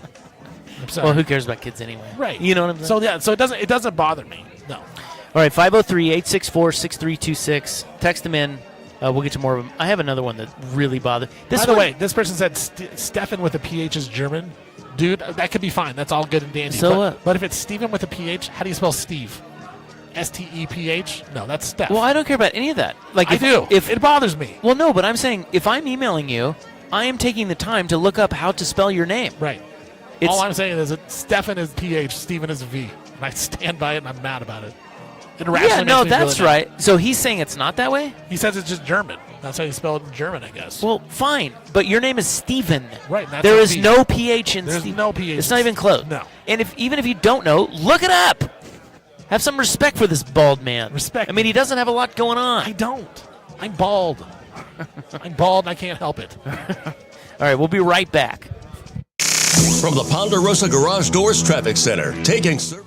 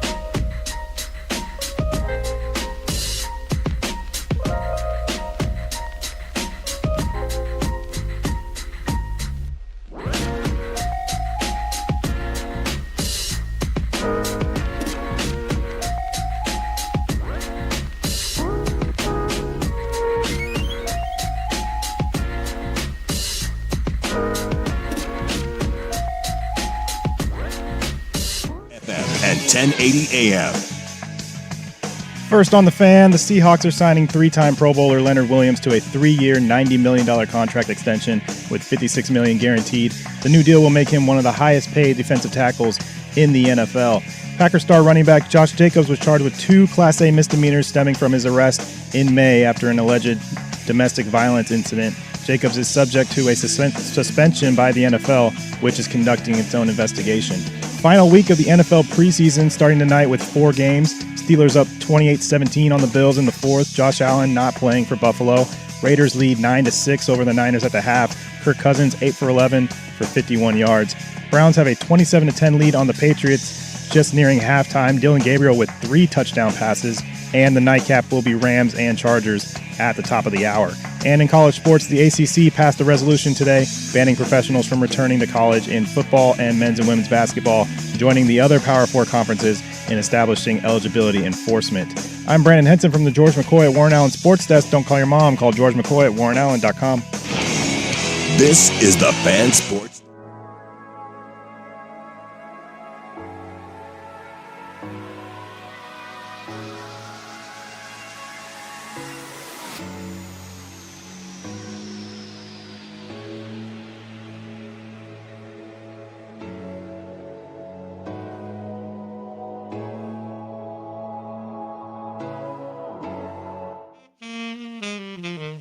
Well, we've had some fun here at Circa today. Half hour left. Just partying. Although the bar's shut down, so. Unfortunately, the one of us who drinks is sobering up. They close it at 5. What is, seems wild. What is that? What is that? They don't. We're also one of 4 people in here. 2 of 4 people. 1, 2, 3. A lot of Yeah, people. A lot down of to. people in here. We have our engineer, who's been great, and then we have the guy from Circa. You know, the engineer has been great. He's awesome. Yeah. He's helped us out a lot. Yeah, he knows what's up. Very good at his job. Shout out to that guy. So, yeah, we were talking about things like little things That shouldn't make you mad. micro But do. signs of disrespect that irrationally piss you off. So mine is loud mufflers. I hate it. Another one is one-sided conversations are annoying to me more so recently. I don't know why. But, you know, you ever get into these conversations with people where they just sort of talk over you or they don't really listen to your portion of the conversation? They just don't care. They don't care. They're just waiting for the next moment to talk. If this is you, please stop. Stop it. Stop, slow down, listen, and engage. Right? Like that. I don't know what that is, but that really drives me nuts. What is incredibly disrespectful? Because they literally do not care what you think at all. They just want to talk and tell you what they think. And it happens a lot. It really does. I think a lot of people do this and they don't even realize it. Yeah, that's what and see, that's where I don't get too mad. It's like, I don't even think they know it. But I got to tell you, I'm the first one bouncing out of that conversation. Like, if you wonder why... You have no time for that. No, if I am talking to you and you wonder why, where the hell did he go? It's because of that. You have done that. And that's on you. It's not on me. I feel like you probably get a lot of that in the media, though. Yeah. Because everyone has an ego. Oh, yeah, big personalities. Yeah. My kids do that. My kids will do that. Do what? Do that they do this? Yes. They just don't. They do not care what I have to say, and I get really mad. Drives me crazy. Backhand them. I'm not gonna hit them. Oh. I love my kids. You just hate being a dad. Right. But I love them. So do they really do that to you? Yeah. Yeah. And I call them out and I tell them. Give me an example. Well, like the other day, they were basically they just weren't listening. Like I was telling them what the day was. They won't listen. So I'm like, all right, this is stupid. Then I went outside. I went in hot tub because I was just so annoyed. Oh, nice. Yeah, thank you. Must be nice. It is nice. Tell you what. I love a day hot tub. You ain't kidding. Like the night hot tub is fun because we got the light in there too, so the LED light, so it looks great. But the day, there's something that feels different when it's a day hot tub. What if it's hot though? I don't even mind. Outside. I just sweat my balls off and it feels great. You do? Yeah. See, so our new place has a hot tub, and I got to tell you, it is fantastic. I love it. I've always loved a hot tub, and having one, I'm in there almost on the daily. But I will say, and you're right about the morning, particularly the morning hot tub.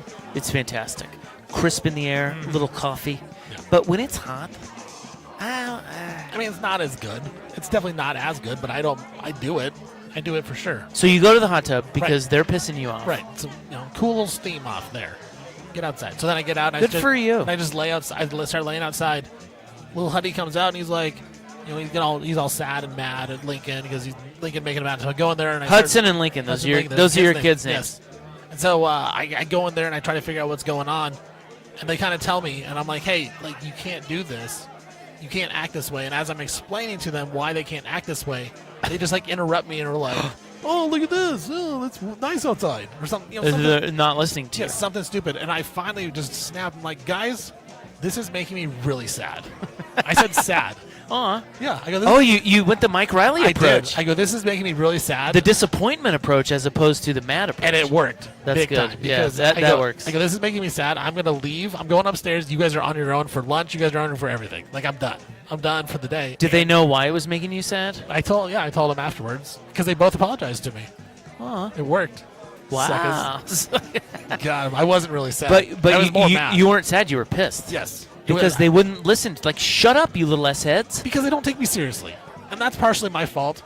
Coach Vaughn does this too. I'll raise my voice to try to show my, I know what I'm talking about. Yeah, you can't do that. And they laugh. Yeah. Because they think it's funny. And I'm like, that's not even funny. And then I'm just talking. And they start laughing at me. I'm like, I'm not even saying funny things. They're like, but you're funny right now.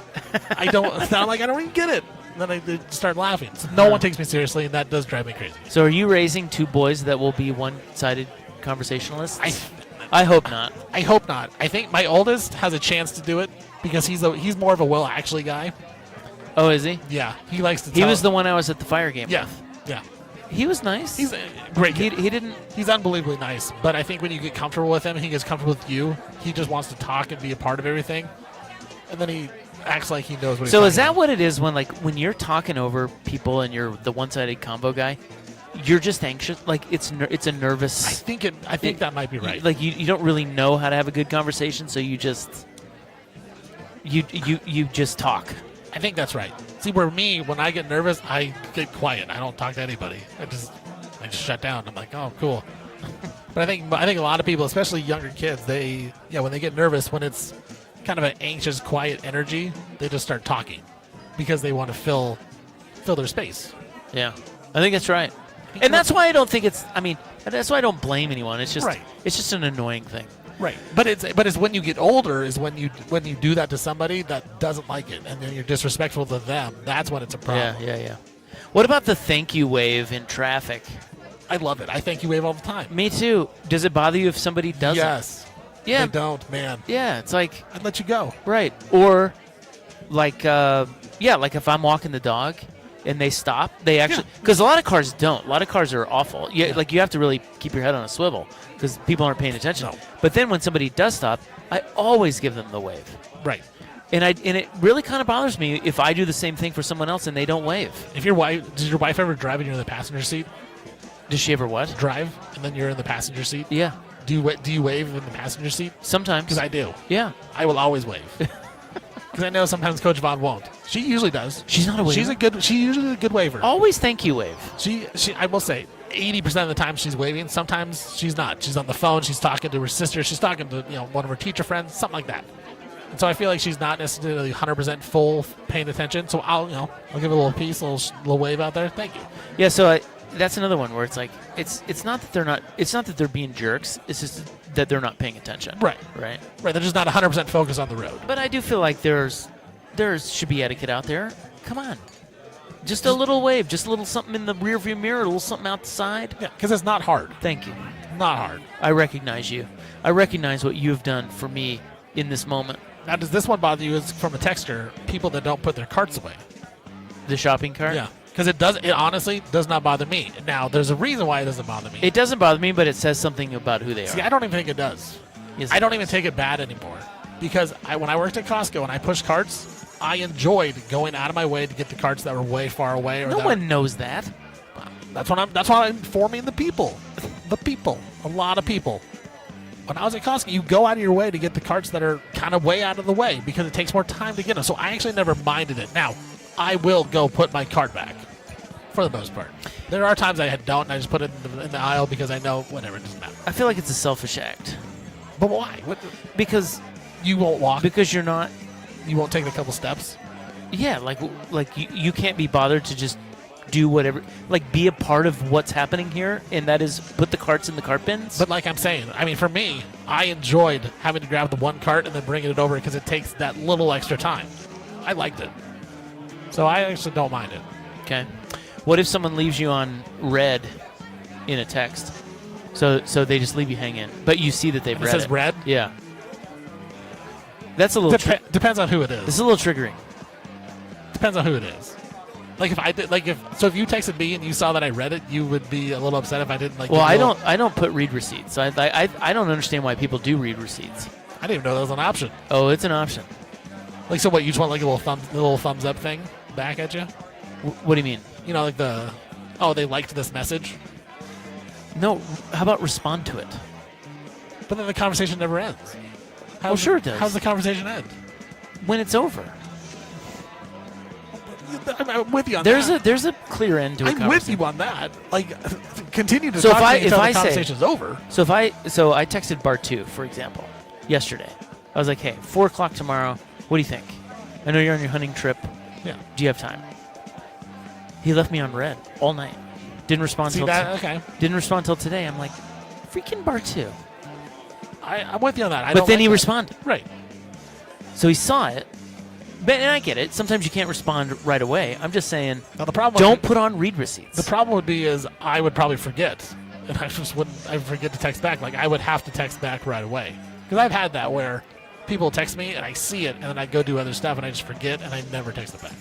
Yeah, it does happen. So, but I try really hard. Situations. I try hard not to do that because that's disrespectful too. It is. Just totally. They think you're blowing them off, right? And you're not. Yeah. So you got to try hard not. I mean, like you got to go back through your text again. Make sure you didn't miss anything. It's respect, right? It's all about the respect. That's right. Or it's like, oh crap, he texted me. I got to get back to him. Right. But if you left it on read, that's no good. Right. What about? I never know. So sometimes before the show, you'll text me audio clips or whatever. Yeah. You don't need to respond to that. I don't. No. Not even. I try to just give like a thumbs up usually. No, I don't care. All right. I just expect it to be there. And if it's not, I don't know. I guess we won't play it. I don't know. Yeah. We'll do something else. What about someone calling you bud or boss? Bud? Or champ? As a matter of fact, I saw this today. It's not my favorite thing. I can tell you that. Doom scrolling on the plane, and they had a worst casual nickname to be called. And it's by odds. Boss, guy, sport. Sport is just that's little kid stuff. Champ.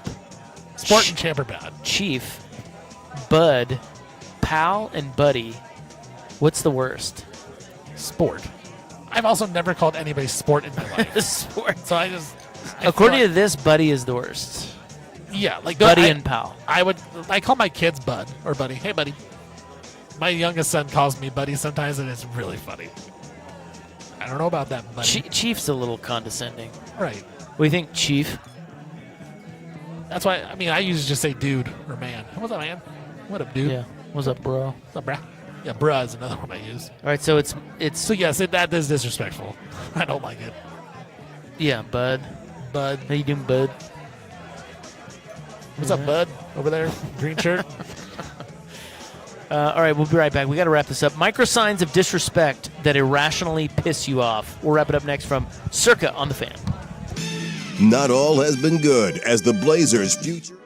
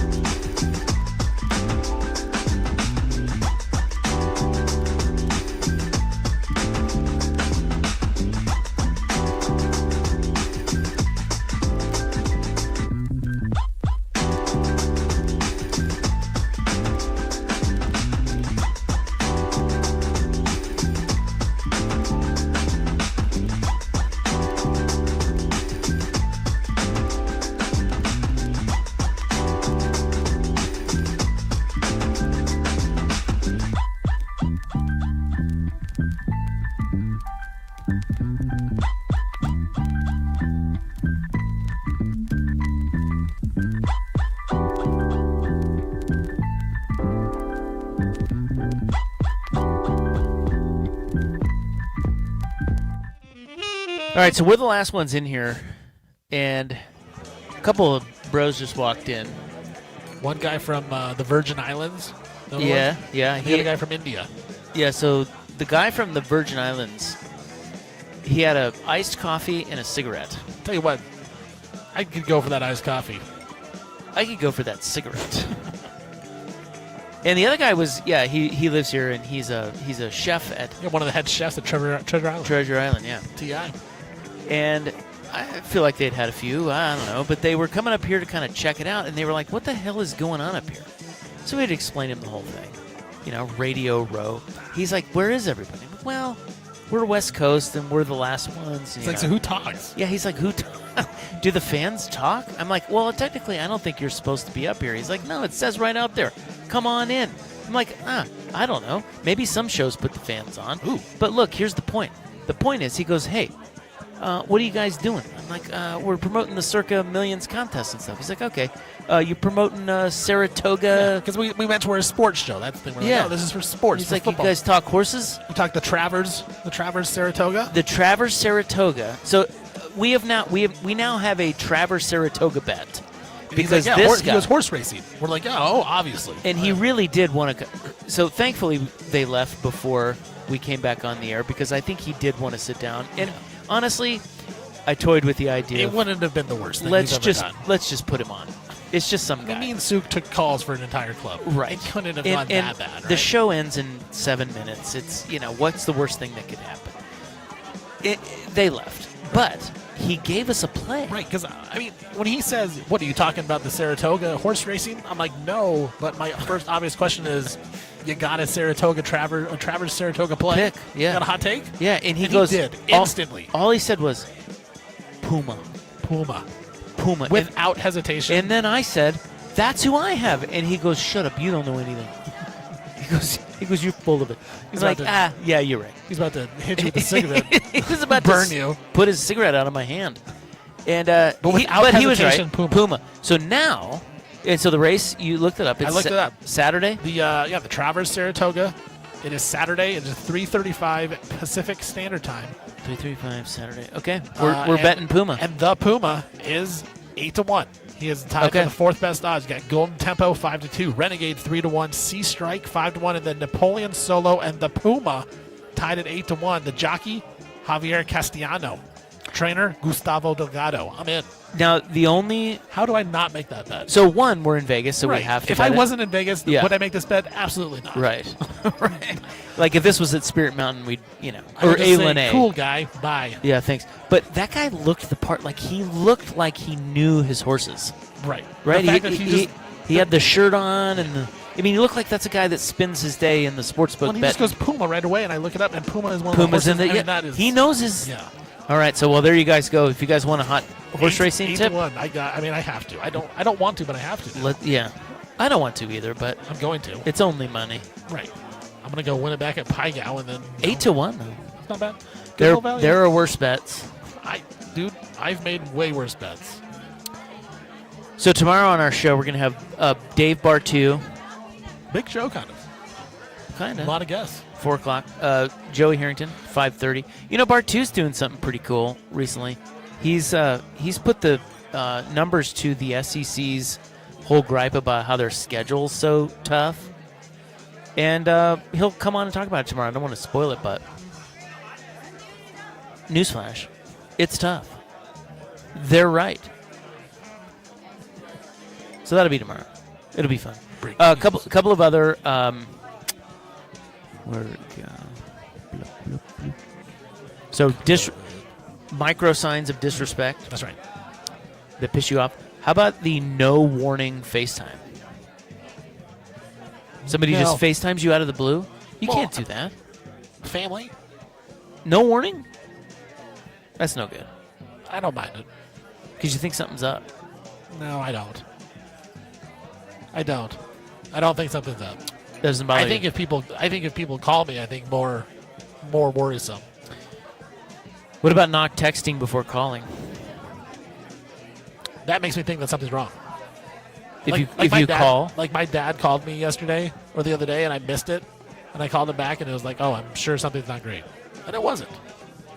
Oh, it was bad news. Yeah, my mom had got vertigo. You had the vert? Yeah, she got the vert. So No good.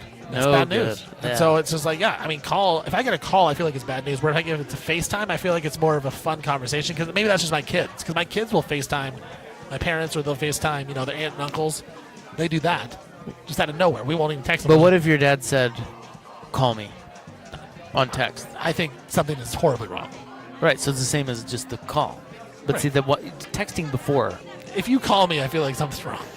Yeah, so what about if they don't text before call? So you want to text before the call. That's what I want. Give me a heads up as to what I'm dealing with. You know what I'm saying? Like, hey, do you have a minute? Okay. Hey, what time? What time is best? See, I don't mind. I feel like Hey, Steven, I'm going to call you at 5. You around at 5? that's more. I feel like it's more business-like though. Well, yeah. Isn't that life? Business? You're all Well, I mean, business. I'm out here living my life. What if- Isaac, you're out here living business? What if somebody says, I'll let you know? That just means no. Dismissive. Yeah, that's just. Yeah. Hey, you I'll let you know. gonna go to the bar tonight? Nah, I'll let you know. I'll let you know. That's a no. I'll get back to you. Yeah. Or noted, when they say noted. That seems stupid. Yeah, just tell me. Just tell me no. It's fine. That's my problem. Is people are afraid to just tell the truth. Yeah. They're gonna hurt feelings, and again, it's not gonna hurt my feelings if you don't want to do something with me. If you don't want to hang out with me, just say no, and I'm fine. What if someone parks next to you in an empty lot? I don't like that. No. And I don't do that either. That's another one where you're just not paying attention. Right. It's like peeing in a urinal when, Oh yeah. Right next. there's to me. like 3 urinals. My brother does that to me. He'll right next to me. Yeah, so if there Makes are me mad. this is a very important lesson. If there are 3 urinals and you're the first one in, It's the sides. you have to go to a side. You have to. Don't go to the middle. What psychopath goes in the middle? So then the second guy goes to the other side. Right. Then, if there's a third guy, And then worst case scenario, but hopefully by that time someone's done. that's right. That's what You are a psychopath if you go in the middle and it's wide open. Yeah. Straight middle. Well, I think some people do because they're like, oh, no one else is around. No one will come in. But inevitably, if there's only 3, but like the bathrooms over there, there's like 1,000,000 urinals, so that's fine if you go in the middle because I can accompany myself and go to the side and not be right next to you. yeah. But if there's only 3, you cannot go in the middle. That will make me right mad. What are we going to do tonight? Well, you got to get your room. Yeah. You don't have a room. I don't have a room. You don't have a room. I don't know. Go get some food. You want to go are we going to the stadium swim? Well, there's a media party. Should we go to that? I don't know. Is that against our better judgment? Well, you're going because it's free drinks. Yeah. That guy's going. Aaron. Aaron's going. We're going to the party. Yeah. He's fired up. He wants us to do shots on the air. Ooh. On the air? Yeah. Aaron from Circa. Oh, tomorrow. Oh. Not Thursday. Yeah, we're working. Friday's the party day. We're working. Aaron knows this. So what's this party all about tonight? Yeah, hop on. Yeah, hop on there. Yeah. Grab your headphones. Tell us This all about is the party. Aaron from Circa. Great. We're having a good time.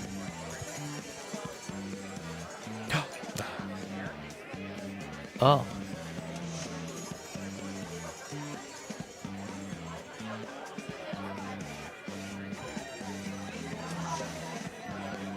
Oh. Okay. So how many people who join the contest, they show up here to enter again? Is that what's happening? Oh, so this is like an event for people, anybody who's in it. Yeah. So you can come down here and party. Oh, hell yeah. I know you do. Yeah, that stadium swim is wild.